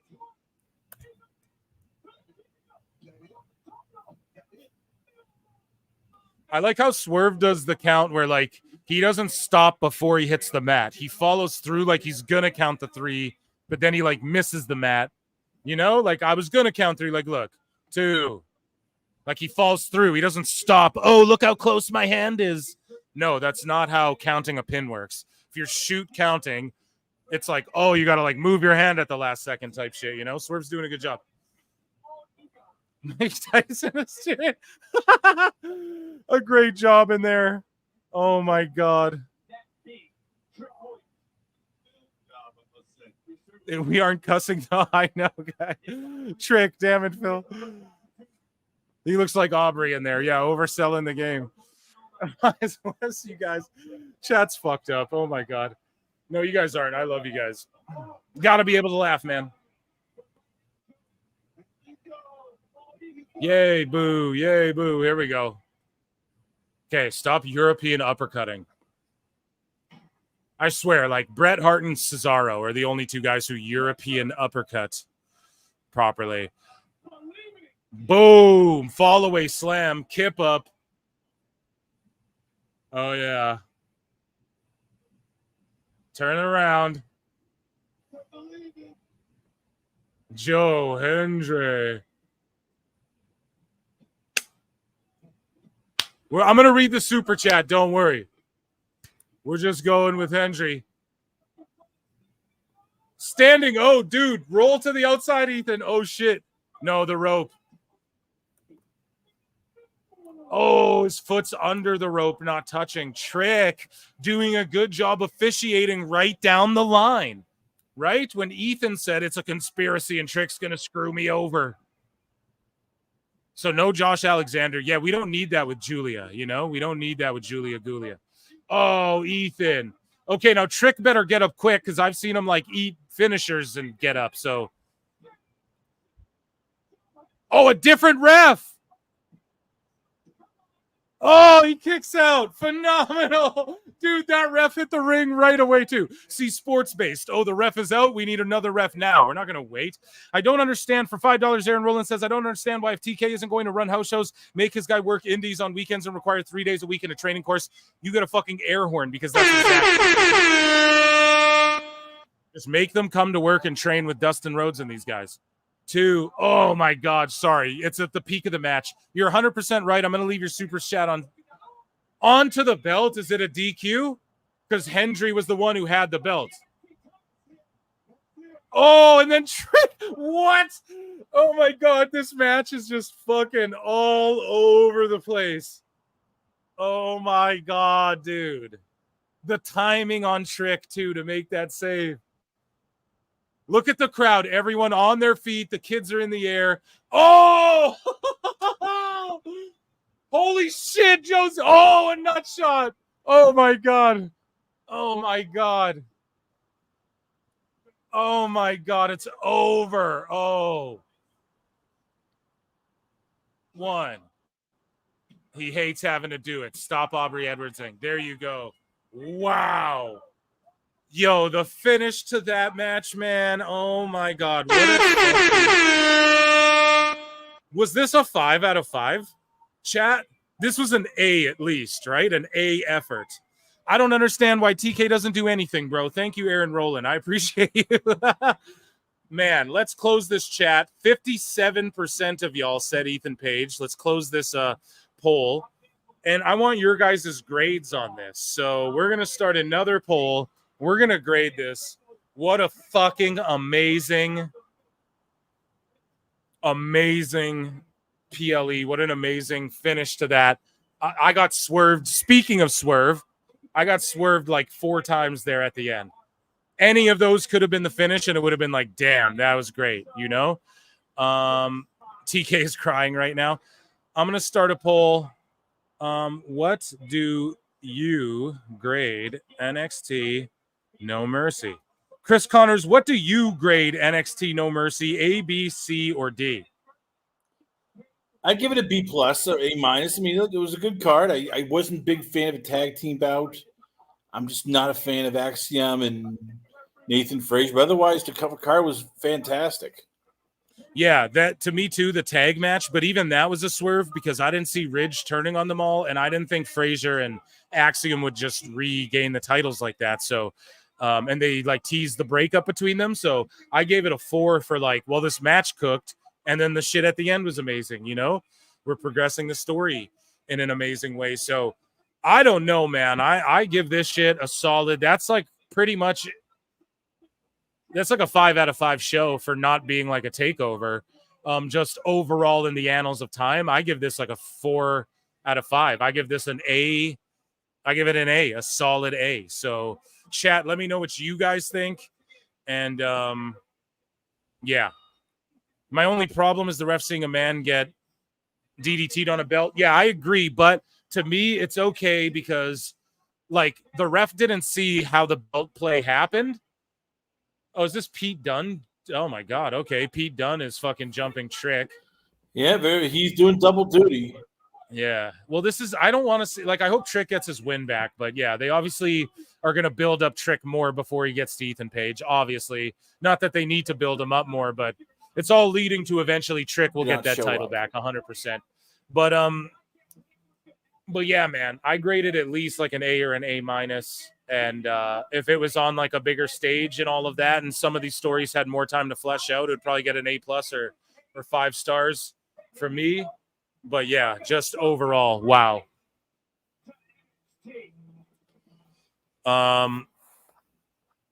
Yeah, that was just wow. I'm gonna share. So guys, I'm gonna share this tab instead, and just enjoy a couple minutes of Tony Khan while I grab myself a Red Bull. And then we're going to dive into some Phil Marks bookmarks. I got some sickos. I got some Dave Meltzer dumb moment of the weeks. And yeah, so for the time being, though, just enjoy this. Austin speeds are so bad. Is this a break spot? Not yet. We need to build an army right now. It was good. That's a good match. You thought everything looked okay? Yeah. I just feel like you tonight. That was big. No! Damn it, God damn it! We've seen this time and time again out of Jericho and Guevara. That's awesome. That was great. Ah! Yes! Sick! He's going to take on it! And Claudio Castagnoli was it? Is that heavy, Tony? No. I gave you extra time. 6 to break for right now. Go. They're really flying through. Hey, that was great. That was perfect. 1, 2, 3. Are you okay? That was great. Way to get him up at the end. You got him back. That was great. Pick him up. That was a great finish. Oh, yeah. Going into the card rundown. We'll feel out the ending, and then we'll go into the card rundown. Ricky Starks is like, with what the Ty fuck? Mello, Dr. Ty and Anna, and Will Nightingale taking Britt Baker with Dude, Ricky Starks is like, what the fuck is going on there? That's the funniest video ever. Yeah, great way you pick him up. You ain't. Oh, Chris Connor's dipped out. Okay, round of applause for Chris Connor. He probably had to go. I just wanted to get it pretty quickly. At Last Call with Chris C. I'm on that show all the time, talking not just wrestling, but also fights and stuff, but primarily wrestling. They have me on as one of the wrestling dudes a lot of the time, which I appreciate that. And yeah, so check him out. He probably he hasn't seen AEW in forever. I can't imagine he wants to watch that. So Ego and NXT is just showing how TK fumbled the bag. Exactly. It's just showing that, like, no, he can work. He's got size. He's got a look. He's got promo skills. His toys sell out more than any AEW toy, and he does it independently of AEW. This guy can take the ball and run with it if you give him a chance and help get other guys over.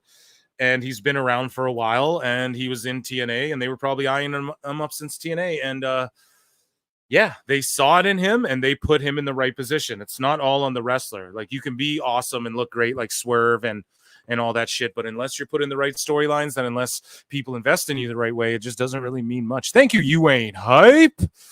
The Ashen Chevalier. What do you see them doing with Hendry now? Great question. I think he gets in the title mix over in TNA. And right now, I don't know. Maybe there's a rematch with Ethan and Hendry, but over in TNA, Josh Alexander's been like side beefing with Hendry. So I think maybe he does a little more time in TNA and we don't see him like every single week on NXT again. Or maybe I'm completely wrong, but yeah, I just think they kind of cool him off a bit, or maybe there's a rematch. I don't really know. Maybe he goes after the North American title against Obafemi. Maybe, who knows? There's lots of options. So we'll see. Maybe it's him and Pete Dunne. Maybe when Trick is done dealing with Dunne, maybe, fucking Hendry and Dunn will go at it, and then Trick can go back after Ethan Page. There's a variety of things to do. I'm not too worried about what they're going to do, per se. Phil, you owe someone in the chat something for hitting 100 likes. What do I owe you? Yeah, you son of a bitch, for $5, George Captor. Jesus fucking Christ. You guys are really going to make me do this? You guys want to see Tony Khan hit on wrestlers? We can just watch 10 minutes of Tony Khan.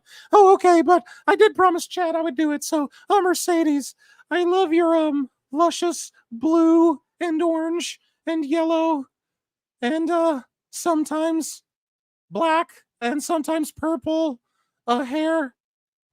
It looks fantastic. I have a crystal. I can take you crystal shopping. I'll buy you a Gucci bag. My dad actually owns a Louis store. Haha. I have a private plane. You already know that because I contract tampered with you and flew you in from Stanford. Oh, yeah, I have this belt. I have a lot of more belts, too. Not just the one below my waist, Mercedes. Everything's great. I promise we'll have a great time. And if you come back to my pad with me, it'll be great. Oh, I know it'll be great. Oh, yeah, I'm a real sicko in the sack. Yeah, they call me all Sicko Tony in the sack.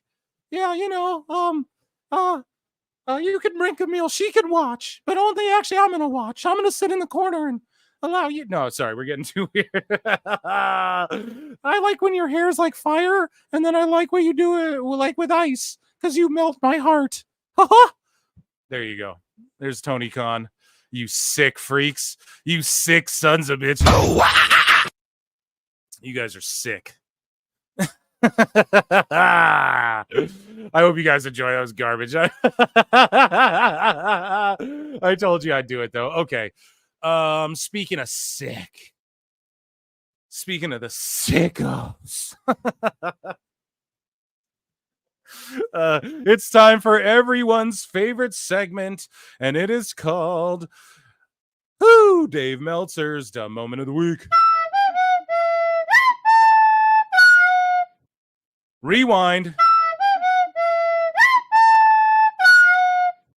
Fucking StreamYard. Okay, so bookmarks, we head into Dave Meltzer. Dumb moment of the week. I've stockpiled a few here I got for you guys. We're going to laugh at the goober. I got tagged in this. This is via Mr. Medicine Spoon. So, Phil, you have to hear this from the brother of Tom Cole calling. Oh, no, sorry. We're gonna EFAP that on the next show. So, let's move along here. Sorry, AEW neckbeards. Here we go again. So this guy DJ Moran says, "Be like you when watching sports, or it's my fault that AEW can't time a scripted show correctly. How very bootstrappy of you." And this is in regards to Dave Meltzer again being like, Brian, and trying to fucking talk about be like me and record the next show. You must not like sports if you don't record the next show, even though this scripted show can't time a fucking overrun like NXT. So Dave Meltzer goes, they can't. Name me an episode that went off the air without the final planned scene. Someone accept that challenge. I guarantee that happened. I guarantee it's happened before the first ever All In went overtime and they had to rush everything, dude. So just stop, Dave. Someone will call you out on that and own you. When you are allowed an overrun by the station, fitting into that overrun, allowance is like, it's timing correctly.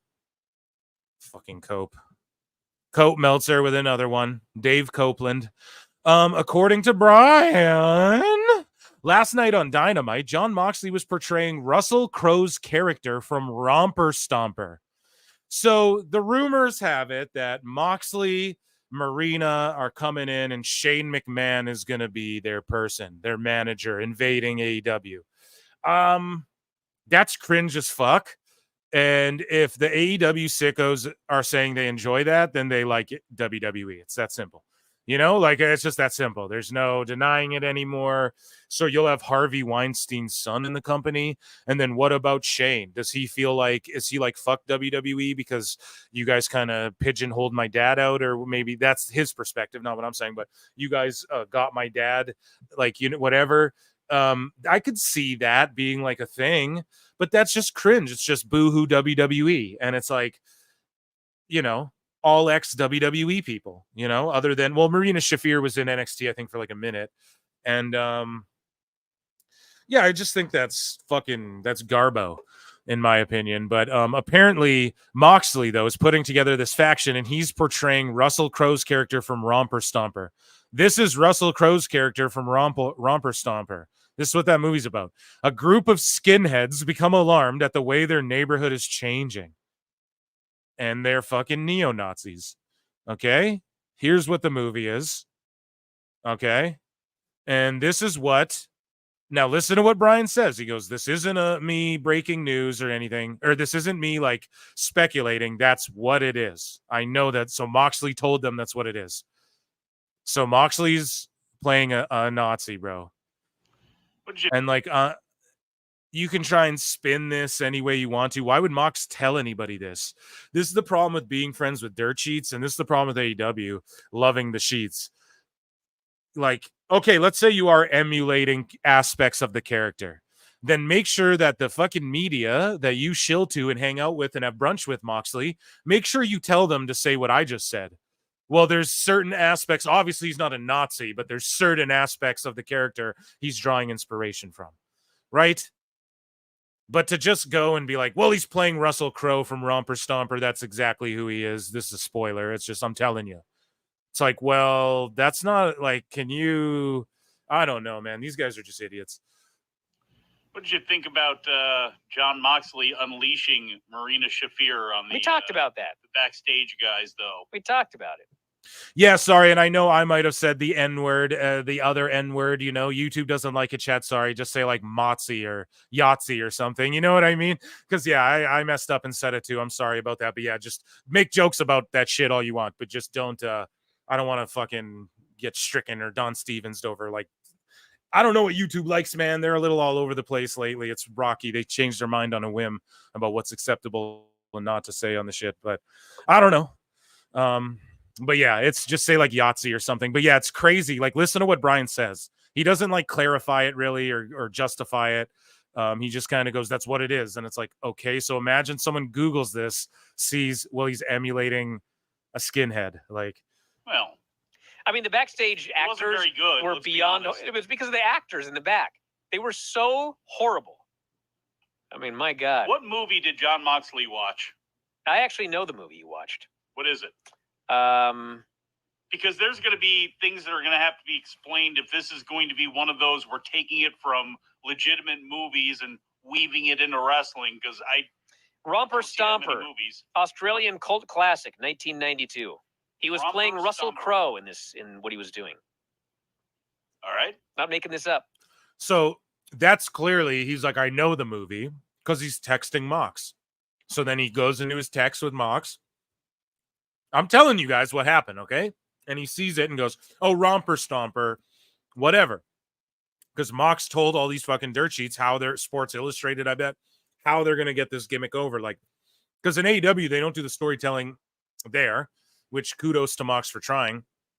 They do it all on social media and just expect people, Excalibur, to just list off things as people come to the ring. So, yeah, I don't know. Moxley is a skinhead, dude. So that's who he's emulating. So, yep, that's a scoop for you.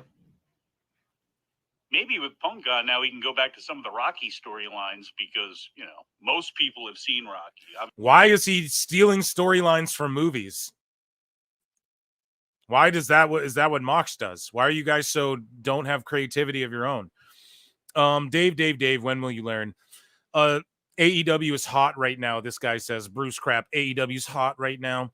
And then Meltzer goes, Dynamite was #1 on cable. Got the full chart. And it's not #1 on cable. It's #1 on cable in the world of goofy wrestling. You know? So fucking dumb, man. We've broken it down ad nauseum. I'm not going to break down why they're not #1 on cable. They're #1 for in a demographic for that fucking time. But whatever. You guys already know. So this guy goes, a bunch of people are getting fed up with Wavy Davey, man. And they go, no, Dave, you told us the indie flippy bad comedy wrestlers would be the future of wrestling and attacked anyone who rejected that notion. Facts. You can gaslight your naive subscriber base, but the rest of us see right through you. Meltzer goes, cite an article where this was said and what ended up accurate or inaccurate. You said a guy was fucking dead who wasn't dead until the next day. That's all that needs to be said. And their kid had to come out and go, you're a piece of shit. And you didn't even make a phone call. How about the thing you posted on your message board? And I know it's not an article. That's what you do, play semantics. Well, that's not an article. With your tongue out. That's not an article. Okay, but you still are the news. You're posting it saying you got inside sources and it was just some bullshit posted to fucking Fightful's Discord. You're a fucking goof, Dave. We do it all the time. Oh, cite anything inaccurate? Welcome to PWT. That's literally what the fuck we do here, Dave. Jesus. And then Dave goes on and says, just because your imagination made something up doesn't mean it happened. Yeah, that's fucking choice. That's pretty ironic you saying that, Dave. Projection. He's fucking projecting, dude. Dave makes up these scenarios in his head. He's the reason everyone thinks WWE low ball and said all this stupid shit. He's just making shit up. And then he runs with these narratives and all these sheets, fantasy mark book, fake fucking scenarios in their heads about shit that isn't even true. Fucking annoying. So, moving along. We have Meltzer said what the GOAT says. It's amazing that all of Dave's WWE sources, which have been almost always wrong in 2024, exclusively share with him negative views about the company they work for or weaponized quotes that fit his narrative. So here's Meltzer saying, according to the WWE side, the AEW deal and the offers to Garcia and Strickland were considered bad for the sport because the offers are so far over what WWE perceives as the market value for both Garcia and Strickland. Here's the thing. WWE is the pro wrestling market, and they are the standard bearer. What they deem someone is worth is likely what they're worth unless you have things that can prove otherwise. So Does Swerve sell out of all of his merch? Is he the top fucking highest rate TV segments? Are the houses packed when he shows up to them? Is he, you know what I mean? These are ways they look at it. And Swerve has one of the lowest rated and it's no fault of his own, but one of the or maybe you could say a little bit of it is his, but one of the lowest rated title runs in the history of, or in AEW history, which isn't that long, and Garcia's just a fucking nobody. I don't even believe WWE offered him a fucking contract. And if they did, he'd just be in NXT. Like, they don't, it's like they don't see, for the love of God, I hope they didn't even offer him shit. And apparently Garcia showed up at All In with like a handshake. Like, he's not even signed or anything to AEW still. And they have him in one of the biggest storylines with MJF, right? That's why I don't believe he doesn't have a contract. Because how does he not have a contract? And they did it before with the title. They had Mox walking around without the contract and without a contract and the title, and he was wrestling Punk and all that. And so, yeah, they have Garcia walking around without a contract, showing up at All In and getting involved with MJF, and he's one of your biggest stars. What happens if Garcia goes, yeah, no, I'm going to WWE? What happens if he does that? Then what? You guys fucking, I don't know. And WWE says that it's bad for the sport. It is to overprice and overvalue people like that. Like, that's what WCW did to WWE, and it fucked the business up because it almost put WWE out of business. And then what would have happened if that happened? Where would all of those wrestlers gone into WCW? Hogan and them would have just kept burying them and everything. And the other thing is like this. When the NWO came back to WWE, they're taking less money to do that than they did in WCW, for sure. And they all still came back, dude, because it's more than that. It's more money in the long run. It's fucking bigger, greater legacy in the history books of WWE. Like, in 50 years, what will people remember historically about AEW? In 50 years, do you guys think it'll be because everyone goes, well, WWE has a 50-year head start. Okay, so in 50 years, what do you think AEW will be? And then they look back at their history, and is it Hogan and Andre and all of this shit? And like all these crazy moments or is it fucking Swerve hanging Hangman and just shitty the Devil that they did a year of television based around that shit that had zero payoff whatsoever, literally zero, none, nil payoff. Like, it's really TNA. They TNA'd themselves, but even TNA was like on fire at the beginning, so yeah, it just overprices wrestlers that are worth that much. That's the thing. And it's bad for the sport because all it's going to do is make people run Tony Khan's wallet up. So he's an idiot. And then they're going to go to WWE thinking they're worth more than they are. That's why it's bad for the sport. You guys don't get it. And these people want to sit there and argue like fucking AEW's been good or any of these people are draws. Like, okay, the art form hasn't been good itself, period, just being honest. And the business aspect numbers have not been good.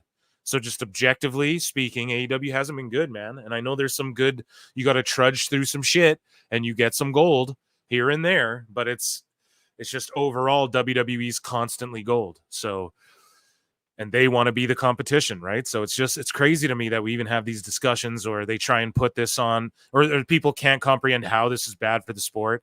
They try and go, oh, what? Because WWE deems it? No, but who else? So, okay, is TNA giving people more money than WWE or AEW? No.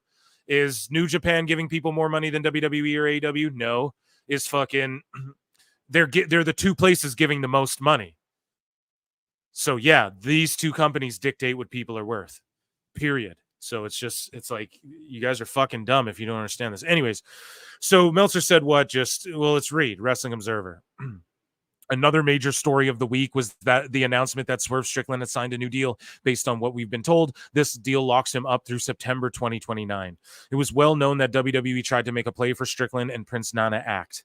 The deal was reportedly, it is well known. Who? Because you guys said it? Does that make it well known? The deal was reportedly agreed to a few weeks back, but they saved the announcement for here. People were talking about how Strickland had become a rich man with a new deal, and it's believed to be among the biggest deals in pro wrestling, although would be well below the Roman Reigns, Cody Rhodes, and Randy Orton level. It's probably in the range of the Okada-Monet range based on what were hinted about regarding those deals. Okay, and their range is what? Like $5 million is what they're saying. Is Swerve worth $5 million, man? I'm not trying to shit on him, bro, and good for him. But like based on the where do you get the five? So Wembley was an above five at 45,000 tickets all in. Tony Khan said that Wembley was a $5 million gate. So they did like 50K. Let's give them the benefit of the doubt. So they made $5 million. So that pays for Swerve alone. That's not Monet. That's not Okada. That's not the Bucks. That's not Omega. That's not Mox. That's not Edge. That's not Sting. That's not Darby. That's not fucking Whack Perry. That's not any of these guys, man. Okada, I might have said him twice, but they're giving him a shitload of money. So you know what I mean? Like Jericho, that doesn't factor into any of those other things. Just Swerve $5 million. Yeah, dude, that's bad for the sport. I'm sorry. It's good for the people's wallets, and yes, it's good for fans who just want to consume wrestling for sure. But is that what's best for business? No. And is that going to leave a better wrestling business behind? No, it's not. Because why? Well, how come, Phil? Because these people give them less money and give them health care if you really care about them and really change the business, Tony. Work in the deal that they get less money, but they get full 100% dental and healthcare and all that shit. Put that instead of just giving them all this money up front or whatever, right? And then truly change the sport for the better. But you're not doing that. You're just flooding the market with money. You're just saturating it with money. You're just throwing a bunch of money into wrestling that doesn't go back into wrestling. All of WWE's money is going back into wrestling and paying the talent and doing all these crazy shits, developing the next generations. Your money isn't even doing house shows. You're just fucking flushing it down the toilet. And that's why people have something to say about it. Good for Strickland, but fuck, man. I don't even think his fucking music video for his fucking songs hit 1 million views, let alone the dude's getting $5 million. Is that what you mean to tell me? Fucking wild, man. Cody Rhodes and Randy Orton level. It's probably in the range of Okada and Monet. Whatever. We read it. Here, let's read this. The deal and the offer to Garcia were told to us by someone on the WWE side. Every time they say someone on the WWE side, it's never real. For Garcia and more than one on Strickland as being bad for the sport because they're so far over what WWE would perceive the market value for both to be. See, the way they spin this, they're overpaid because WWE says so. It's their opinion. No, that's the opinion of the masses. Go ask any economist. Why don't we get a real economist to come fucking talk this shit? Ask any Uber fan, Mark. Ask anybody, Dave. That's real, that you can put a name to. Not just, this guy told me that we never tell you who that is. Those people are working you or they're just bad at their jobs, dude. You have no real source there, dude. And what WWE perceives because they're the ones hiring WWE. So if AEW didn't hire Kevin Owens because the same thing. Because apparently they perceived his deal to be too high compared to what WWE was going to pay him. You guys aren't writing our articles going, it's oversaturated or it fucked up the market value according to AEW. The reality is WWE can afford anything. Yes, that's exactly it, you elitist, goofy babies. Tony Khan is a spoiled rich kid who can afford anything. So he just fucking gets, new toy. That's exactly the fucking problem. Just because you can afford to fucking go out and eat dinner, go out and eat at a restaurant every night doesn't mean you should. Okay? Doesn't mean you shouldn't either. But it also doesn't mean that that's good for business, just spending money willy-nilly.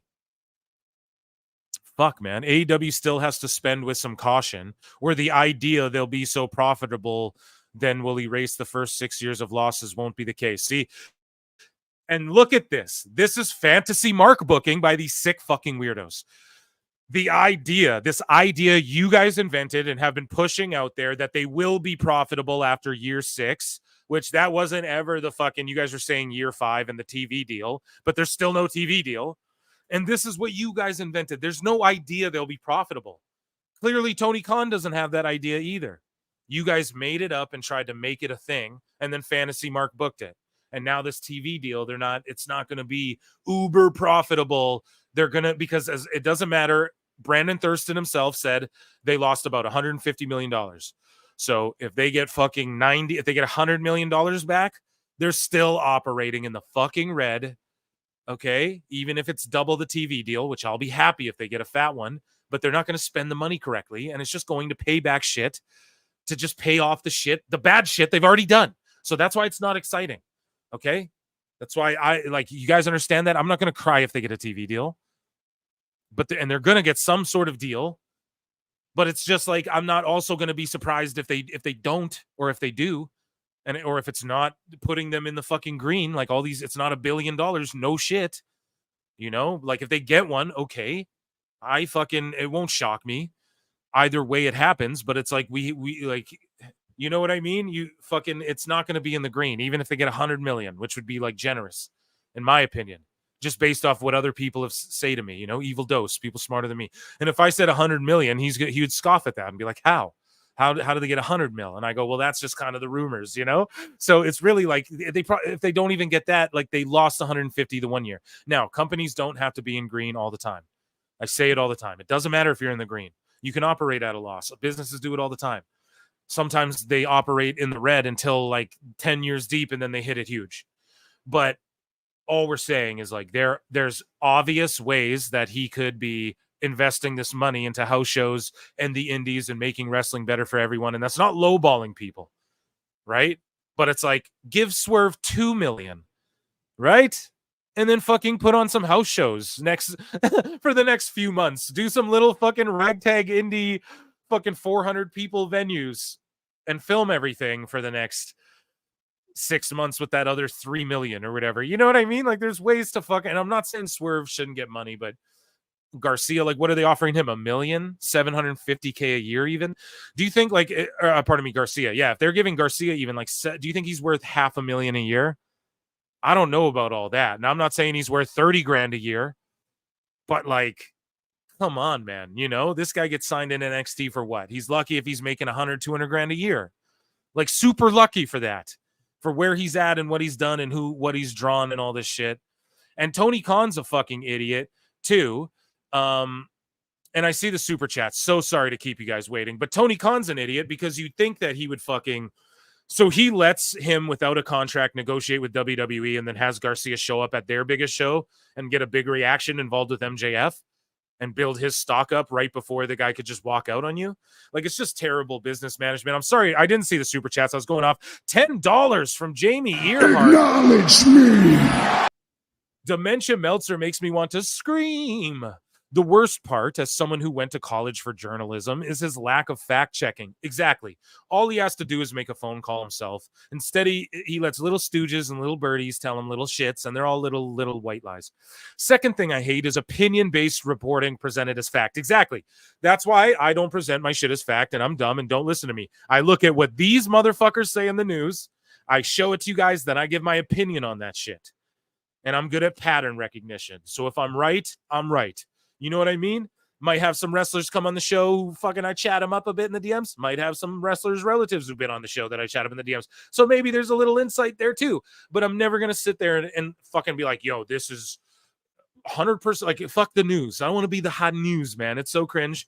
And I don't blame people if they do. But you have to have fucking at least call someone. Dave, with your own 2 little measly thumbs that are tweeting all day, you can fucking pick up the phone, dial up a source if you have real credible ones, and figure out if Offa's past RIP or not before you say stupid shit. Call Pat McAfee before you fucking, or someone who works with his podcast or whatever, before you fucking say he's going to be gone because the Wyatt shit. Obviously, didn't you see it? Be like me and record the show 10 minutes later. He's a fucking idiot. It's gross and disgusting. Thank you so much for the super chat. I have others I must get to. And, Castle Helford, a $2 super sticker. Well, thank you so much. I will give you a rub. And I'm not super familiar with what those are, but feel free to contribute and get a super sticker. And if you become a member, if you see next to the members' names too, like in the comments, you get those like badges. And right now, if you've been a member for like a few months, you have the Dave Meltzer tongue out badge, and it's so apropos timing wise. So thank you, Castle Helford. And our good friend Derek H for $10 says, Tony Khan took Japan's Hogan and booked him into irrelevancy, completely destroying his worth when he negotiates his next contract. Yeah, dude, absolutely. Thank you so much, dude. Conan. They're all calling for Conan. And by Japan's Hogan, you mean like Okada, right? Or is it Kenny? I don't know, whatever. Either way, though, Okada, I'm sure you mean Okada. He's getting paid. Like, I'm not saying he ain't worth a shitload of money either. But just what he's doing right now, they've diminished him. And he just doesn't look as good. He doesn't look like he cares in the ring. His matches haven't been as good. And I'm not the only one saying that. Like, Marie Shadows will tell you that. She's a big New Japan mark. She fucking defends some of the stuff where people scoff at because she goes, no, in Japan, this is this and this, you know, but she also goes, it's odd AEW would do this without explaining it or just doing it in this making it comedy when it's actually kind of presented serious, whatever. There's different ways to break it down. But yeah, man, I liked at first, you guys know too, I'm calling it like it is because at first I said it. Yo, Okada's gimmick, him dancing with Monet well, he just did that last week, but I just said like him getting involved with the Bucks and Monet getting involved with them. And I like it. It's a different pace. It's different than Japan. He's going to be like the real Rainmaker throwing weight around, but no, he's just another guy. He doesn't look as good a shape. Like he doesn't care as much. It seems like in the ring, the matches don't hit as hard. You know, he's not as intense and he's not this big draw that like, man, all I'm saying, if they had brought him in WrestleMania, open challenge, beats Gunther out of nowhere, Gunther can get the belt back at the next pay-per-view, whatever. But if that was like for the IC title or whatever, that would have been amazing. He would have instantly been like a huge fucking star, man. And I think he would have been great in WWE. And I don't know, man. It's a goddamn shame we might not ever see that unless Okada's deals for like 3 years. Because that's the thing with Tony. We know he'll give people a lot of money for a short amount of time too. And if like let's say in 3 years Okada just does a quick WWE run, I'm down. But yeah, it's been a little silly. Yeah, the Meltzer badge of shame, we own that shit. I'm gonna change one of them. I think there's like a Vince McMahon one coming up. That was way before anything. I'm going to change that to like a flute one or something maybe. Jon Moxley's new gimmick in AEW is reportedly inspired by Russell Crowe's character in the 92 film Romper Stomper. There you go.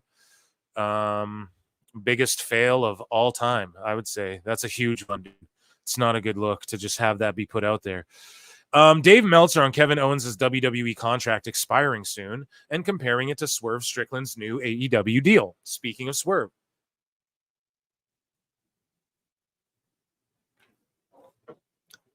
Soda water. So Dave says Owens' contract, which was a 3-year deal, which at the time of signing was one of the highest in the company, and in wrestling will be due in early 2025. At the time AEW, Batman, AEW was aware and did an attempt to match his big offer. Tells you something about how salaries have escalated in the last 2+ years. So Dave, see, earlier you put this spin and say WWE values him, and now all the sickos are crying about it. And then here you go. At the time, AEW was aware of the money and did an attempt to match his big offer, which tells you something about how salaries have escalated in the last 2+ years. So AEW does it good, WWE does it bad. You know what I'm saying? Like, it's literally that in real time. We just caught you, you dumb bastard. We know that you're making this shit up. We know that you're a liar. Tell us what you know, you goddamn liar! And you're shilling. And if it was this year, there's a good chance they would have tried to match the deal. So, Dave, this is precisely why overpaying people is bad for the industry. Okay? Because then WWE, or let's say they do match it, and WWE gives Kevin Owens a bump. Right?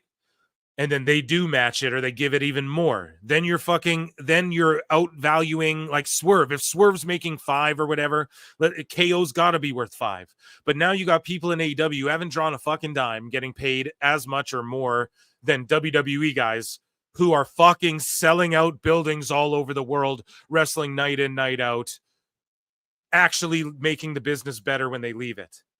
That's people say they love wrestling. You don't, because you're trying to hotshot book wrestling and leave it worse than and you're leaving it worse than when you guys got in it. That's what AEW's been doing, man. At first, it made everything better. Then the trajectory of things just changed. And they make everything worse now. And legacies get ruined. Ricochet's in there. Fucking Osprey's getting bigger pops than him, which is fine in AEW. But he's going to the limit with Fletcher.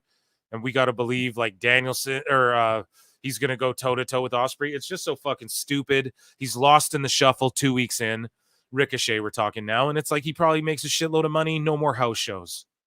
So I don't know, man. Is that good? Then you don't get some of these experiences. Maybe he feels like he experienced it all. I'm not shitting on Ricochet, but that's why. So Dave is just, again, hypocritical Dave. The Strickland deal is well ahead of the Owens deal, which is at $2.25 million. And $3 million over 3 years was considered huge at the time. It's still huge, Dave. It's only not considered huge because fucking they're giving Swerve and shit $5 million. See, he won't say $5 million, but he's going well ahead because it's $5 million. Okay, I just told you guys before. I don't tell you things unless I know. It's $5 million. Okay. Okay. People like to tell me. I've seen so many different notes of fucking what people have from different things, and I'm not saying any of them are true, but I look at what numbers are similar in that range, and Tony Khan does these certain deals, man, where that $5 million number is like where people's at. He's getting 5. Okay. That's what I am to believe. Okay. But don't listen to me. I'm a dumbass. Anyways, though. So we move along. Dave Meltzer. I don't know. Just even if he's right here, he'll fuck himself. So Darby Allin beating Danielson for the AEW World Championship has been strongly talked about. So why are you killing it for the people who watch the show week in, week out? Why are you telling them what's going to happen on the TV show? This is why people don't appointment view AEW, because you guys stooge Edge's debut. You love to talk about, make it known who's coming over and when. Like, you think that's going to attract people over there. No, it's going to make people not want to watch the shit. And you guys would do more with the element of surprise, but instead y'all love to talk to the fucking dirt sheets. Drives me insane. WWE reportedly tried to make a play for Swerve and Nana. I mean, if you want to be real about it, they're both ex-WWE guys already. People in WWE believe Tony Khan is, Nana's ex-WWE guys. People in WWE believe Tony Khan is spending more than he needs to, calling the new contract. Okay, so more on this. The Strickland deal and the offer to Garcia were told by us. Oh, sorry. No. We already read this one. Yeah, sorry. So nice. I bookmarked it twice. So we got Meltzer stars to get into as well. But Dave Meltzer is just a disgusting pig as well, which we're going to get into. He's a complete and utter pig. And but we're going to go over his fake stars in the beginning, like Meltzer. And then I deleted that tweet swiftly. And then I admitted, I got worked by fake stars, but I still feel the same about Seltzy Meltzy. And so the all-in rating. So Swerve and Brian was 5.25 stars. I don't know about that. Darby versus Perry was 2 3/4. Okay. I don't fuck with this quarter stuff. It's so ridiculous. Mercedes versus Britt was 2.5. Okay. So I mean, it was worse than that, but at least whatever. MJF Ospreay 5, of course. Just fucking Ospreay. Oh, look, it's Meltzer, bro. Meltzer couldn't even go to WrestleMania when he lives in Northern Cali and they're in Southern Cali, but he can go to fucking all the way across the world to fucking, or across the pond to London for this shit. So stupid. Casino Gauntlet 4.5. You're a fucking liar. He's lying through his teeth. Bucks versus FTR versus Acclaim 4.25. 4 stars, dude. You what? There's ain't no way. Hook and Jericho 3. Come on. May versus Storm 3 3/4. Yeah, I mean, come on. That's like maybe a 4-star even. At least, I don't know. Phil stars, it was pretty goddamn good. 3 or 4. Trios ladder match 4.5. God damn it. What was that again? Oh, yeah. It just looked like that match was pretty fun. Yeah. But 4.5. Like, we all knew he was going to say that. Team Dustin versus Cage 3 3/4. Get the fuck out of here. Ishii and Willow versus Stokely and Chris 3. So AEW All In. Thumbs up 381, 0 thumbs down, 25% in the middle. I'm not saying you have to hate it, but obviously that's like if I did a poll, we're all gonna, is Tony Khan dumb? You're all gonna vote yes. You know what I mean? But not one person said no. It was a thumbs down overall. That's pretty fucking telling, you know? The worst match, Mercedes and Britt, and then Danielson Swerve. for the best match. Okay. So that's Observer, whatever. Don't let those stars trigger you, but it is a little ridiculous. Let's see what else we got here. So this from Brad Becker. Shout out Brad Becker. Shout out Brad Becker. Went through an operation. Hope he's doing good. Shout out my homie George Capter because he's a good homie. Shout out all of chat, but also shout out all Jake's GoFundMe for his kitty. Make sure you share that. And yeah, but this is from Brad Becker, PWT Universe inhabitant. Says, don't know if you saw this, PWT, but since when is Meltzer in multiple Hall of Fames? I bet he's in his own Hall of Fame. I don't know any Hall of Fames that Meltzer's in, but let's read this. So he's going back and forth with Disco and basically, and thank you for screen grabbing it, I'm blocked. So this lowdown Dirty D says, exactly, Disco is in the business and not just as a wrestler. He sat in booking meetings, provided ideas, feedback, and had things shot down along with approved. Dave is the mark of marks, friends with the billionaire kid, and neither can handle being criticized. Right? Dave Meltzer quote tweets this and goes, one of us has lasted 42 straight years. Dave, not in the business. You haven't lasted 42 years in the business. Disco Inferno has lasted 42 years of what? Life and working? Like he's worked in clubs, whatever. I don't know what he's done with his life, but like to say lasted 42 years, like in the wrestling business, Dave, you're not in the business, buddy. And is in multiple halls of fame. Dave, oh my God, man. Just taking this so personally. It is so cringe. You fucking mark! Emotional damage. And then Disco pipes back up. And only one of y'all has been in fucking Ready to Rumble. So how about that? Shout out Disco. But he goes, one of us is willing to debate, the other on his views respectfully, and one of us is not. And that's all that needs to be fucking said by Glenn Gilberti. You ain't hype for $2, says Rico shit. Oh, come on now. Oh, come on now. You ain't hype. That's not very fair. It's not very fair to call him shit just because he's in a new company and you want AEW to die. Ricochet should have stayed in WWE, buried in AEW. He's not buried yet, but he doesn't have many favors done for him with this whole fucking fighting Kyle Fletcher to the limit. And then they're just going to recreate the Flippy Ospreay match again, which, and like Tony Khan said it, he wants to redo the Okada Omega shit too. That's what was going to be at this Wembley. So that'll be next year. The best guys, Tony Khan. So I don't know, man. Thank you for the super chat. But yeah, Disco Fever completely destroying Dave. I promised you guys some sickos. Let's do some sickos quickly, okay? We'll do a couple. I'll save some for this Wednesday's live show. And man, what a weekend. So this Jim Valley guy, pro wrestling counselor, took pictures. We'll get into that, but we'll just talk about this one. This Jim Valley guy just tweeting some cringe fucking weirdo shit, okay? And we'll roast Drain Bamager next show. But yeah, look at this. Like Jimmy Corderas is saying they don't do anything by accident in WWE. Chicago AEW Mark goes, this is a company that lucked into their biggest star in merchandise completely by accident. And 8 people like this. 8 people who should never be allowed to watch pro wrestling again. I'm so sorry. How the fuck did they luck into it? Jesus Christ, man. That's like saying AEW lucked into Tony Storm or whatever's been their biggest draw. Like, fuck, man. Just sick weirdos. But yeah, Jim Valley, though. Just a fucking complete Melvin. And he goes, congratulations to Triple H and Stephanie's daughter on backstory. Bash in Berlin, Cody Rhodes filled in for Triple H because Triple H hopped on a plane and went to his daughter's college graduation. So Cody took over the scrum, right? So this Jim Valley goober who, like, okay, he's friends with Meltzer. He fucking, Tony Khan donated to his GoFundMe. Okay, great. But like, this guy's just fucking a moron, okay? I had to unfollow him a long time ago. And he goes, congratulations to Triple H and Stephanie's daughter on graduating college.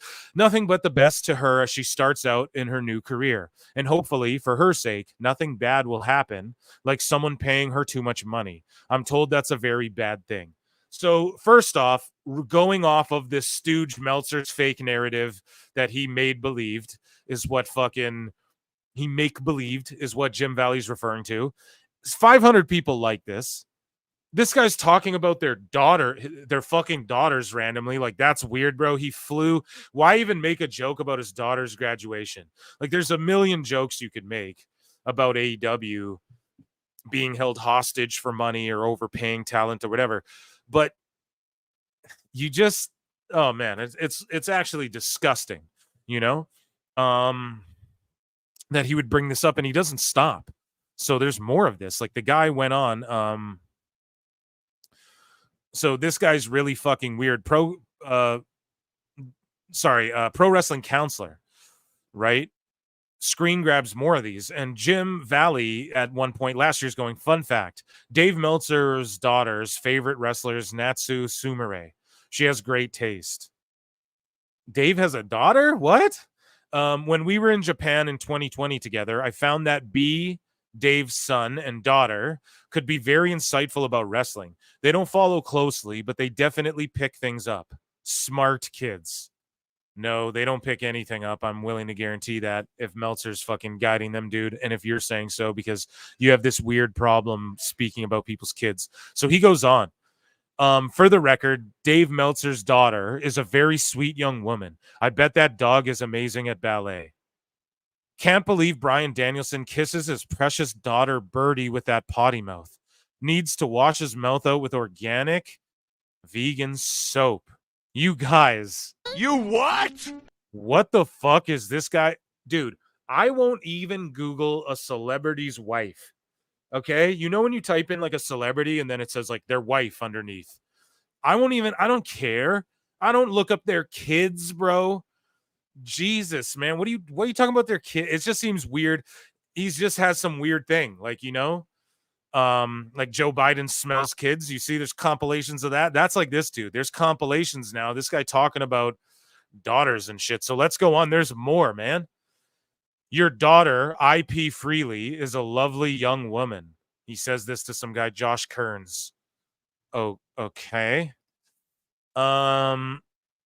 Miz freaks out over one random toy in his daughter's room. Every parent watching.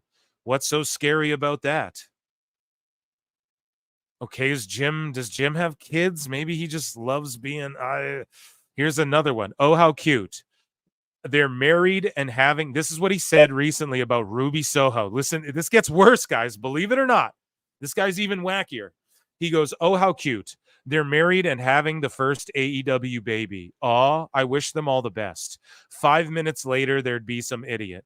Oh, yeah? Aurora or Declan McMahon are going to kick that kid's ass. First off, I didn't even know their kids' names. Whose kids are Aurora and Declan? Who knows their names enough to make a tweet, a little quip about? I didn't know. Okay? First off, okay? And I'm the biggest Uber mark there is. Second off, that's not the first AEW baby. Fucking that's Sammy Guevara and Ty Mello's kid. Thirdly, right? This dude is such a fucking weirdo, sick freak that he's fantasy mark booking what he thinks people like WWE fans are going to say about a baby being born. I love it when these freaks like fantasy mark book arguments in their head. That's what AIR Gold Duck was doing to me in our DMs. I'm going to be composed and you're going to lose your shit and you're going to quit the debate. Like, these people fantasy mark book their lives because they don't have real lives. Okay? I swear to God. What a fucking weirdo thing to even say. Here's more. This is a sincere question. I'm not being snarky. I honestly don't know. Do kids all say yeet? It seems like tying your image to a fad term could cause you to be seen as uncool as soon as the term is passé. Or maybe Jay is charismatic and fans like him. He can overcome it. I don't know, dude. Why don't you ask Dave Meltzer's fucking daughter, since you know so much about her and she can win. You're at her talent shows and she fucking, her favorite wrestler. I don't know, weirdo. Thanks to Justin Roberts. You do such a professional job announcing, and your book is tremendous. I related to so much of your younger years as a kid, obsessed with wrestling. I mean, okay, that's not too weird, I guess, but yeah, I don't know. This woman's face says it all. And yeah, just fucking Jim, log off, bro, or just don't talk about people's kids. And he defended it all, and then he dropped his GoFundMe. And it's like, bro, you need to calm down. I didn't even, yeah. Anyways, Meltzer needs to keep tabs on his people. Somebody says, and they screen grab all of those. So the last one I want to talk to you guys about tonight is Ricky Stark says, just destroys this fucking guy and destroys all the AEW dirt sheets, talking all of that shit. You fucking mark! About him. And basically, this happened today. So right before I hopped on the show, more or less, Captain Grape Drink goes, literally anyone who is going to be pushed as a top champion needs to prove that they can handle the smaller things first. The fact that Ricky's attitude when given the smaller opportunities was to pout and disagree with creative is the main reason why he didn't get bigger shots. And then Ricky Starks quote tweets this, "Free Ricky, we love Ricky on the show." And Ricky Starks goes, "Enough is enough. Usually I don't even speak on this, but it's tired. I've never turned down anything ever. Just stop." Ricky said, "Shut up, bitch." Round of applause to Ricky.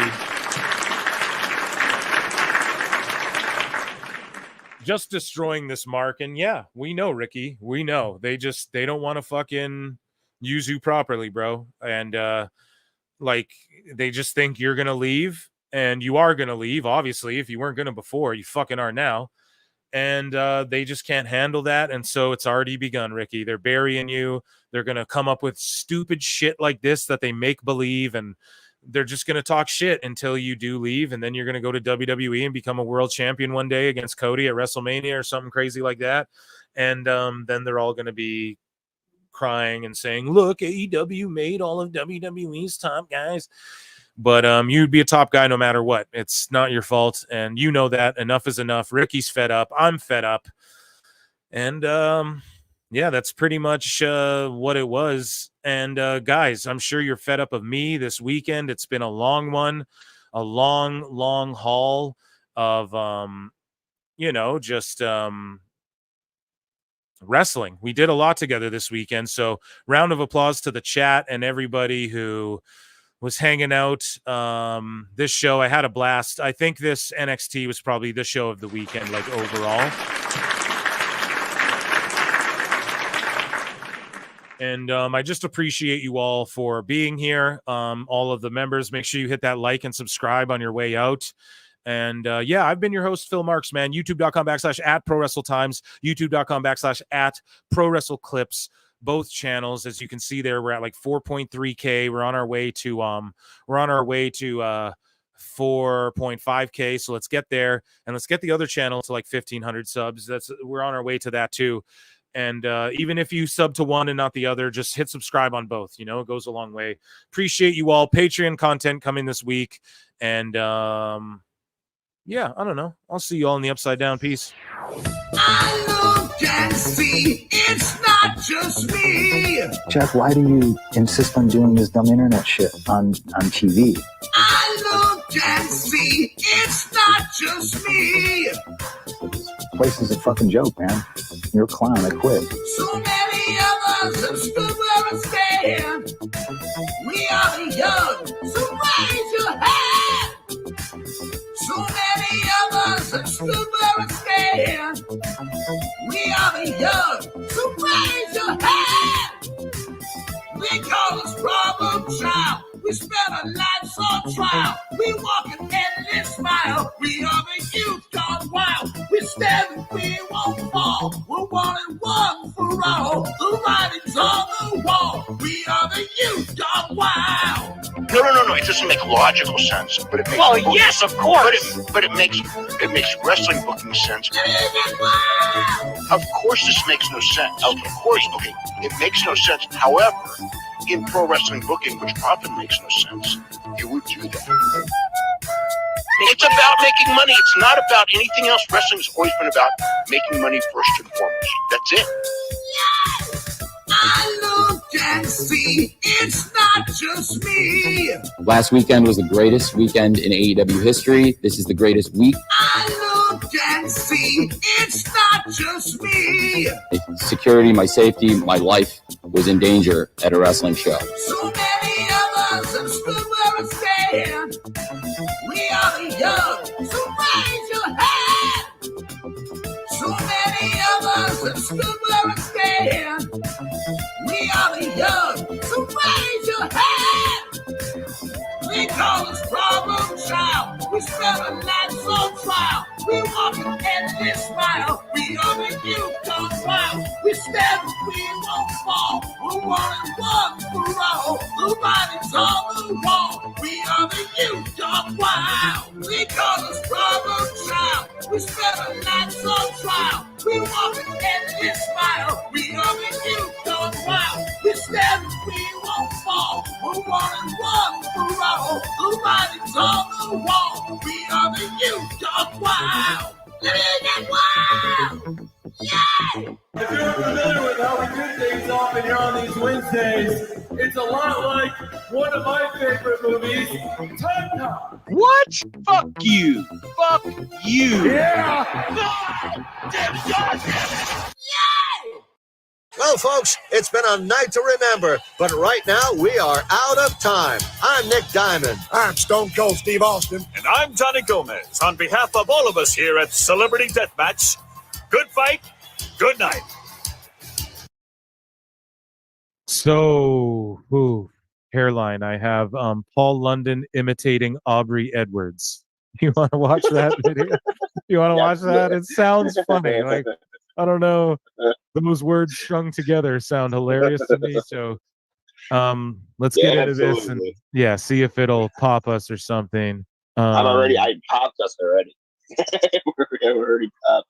Okay, so here on X, formerly known as Twitter, still known as Twitter to many, we have Paul London imitating Aubrey Edwards. And he's here with James here. I don't know who that is. Rene Dupree, shout him out. And Ace Darling.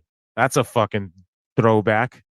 Ace Darling. I think he did dark matches for like ECW and WWF back in the day, but never really made it. But shout out all you guys. Shout out Paul London. Here is Paul London imitating Aubrey Edwards. Shout out Cafe du Rene Dupree. Yeah, she was like, "You don't recognize me, do you?" Right. Or something like that. She's like, "I'm only one of the most famous referees in professional wrestling." And he was like, "Oh, I don't really watch WWF anymore. Like, I haven't watched it." He's like, "WWE, please." I wrestle for I'm a referee for AEW. It's the newest shit. If you don't know it, then you need to go check it out. Oh no! Oh no! Oh no! And oh no! And then he was just like, yeah. She was like, oh my god! London just bodied her, bro. My word. Oh god! Quick little fucking Paul London story. Like fucking, at one of the gathering of the Juggalos, he tagged with Brian Kendrick, and during their entrance, they both smoked a joint to themselves. They both had a joint. You know what I'm saying? And they smoked those daddies all the way down during their entrance. Let me tell you, bro. This was like an 8-minute entrance. You just don't you don't smoke a whole joint by yourself. Wait. And like fucking dog, listen. London starts climbing up one of the rafters, and it's like he gets halfway up and just sits like Jericho doing the cans. He's up there just smoking the joint and whatnot. Yeah. Paul London's good shit, bro. I can't believe he did the horse. Dude, I can't believe he went that fucking hard. And everyone popped. Oh god! Again, I don't watch Cafe du Rene, but I watch when like they interviewed Rob Van Dam and certain people. Like I'll pop on, but I don't really actually know what they think of AEW in general. But it's hilarious. He just went that. Well, most of all, Paul London ain't looking for a fucking job. You know, we confirmed.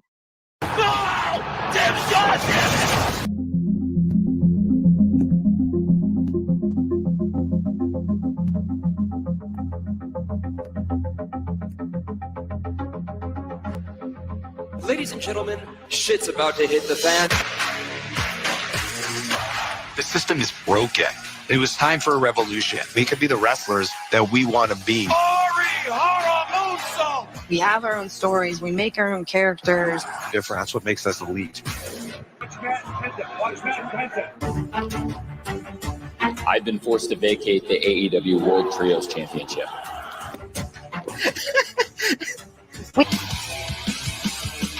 Khan created a revolution. Show days, super chaotic. A lot of times we get here and we don't know what we're doing till hours, minutes before we go out there. There literally are, I think some weeks, 100 talents running around backstage. At that point, it caught Tony Khan's ear, and he started thinking, maybe I want to do this, and let's get together. And I guess the rest is history, right? We're just getting started, but it's a great fight to start a great night. Orange Cassidy in serious trouble. This will be fun, right? I'm excited. Ready to go? Go to break. Figured out what works as a heel in the ring for me. Austin wants to be here so bad. Is it a break spot? Not yet. We need to build an army right now. It was good. That's good match. You thought everything looked okay? Yeah. I hope it was good. I just feel like... New tonight. That was big. Oh, damn it, God, damn it. We've seen this time and time again out of Jericho and Guevara. That's awesome. That was great. Ah! Yes! Sick! He's going to take it! And Claudio Castagnoli. Is that heavy, Tony? No. I gave you extra time. 6 to break for right now. Go. They're really flying through. Hey! That was great. That was perfect. 1, 2, 3! Are you okay? That was great. Way to get him up at the end. You got him back. That was great. Pick him up. That was a great finish. Oh, yeah. Going into the card rundown. We'll feel out the ending, and then we'll go into the card rundown bumpers. With time, Mello.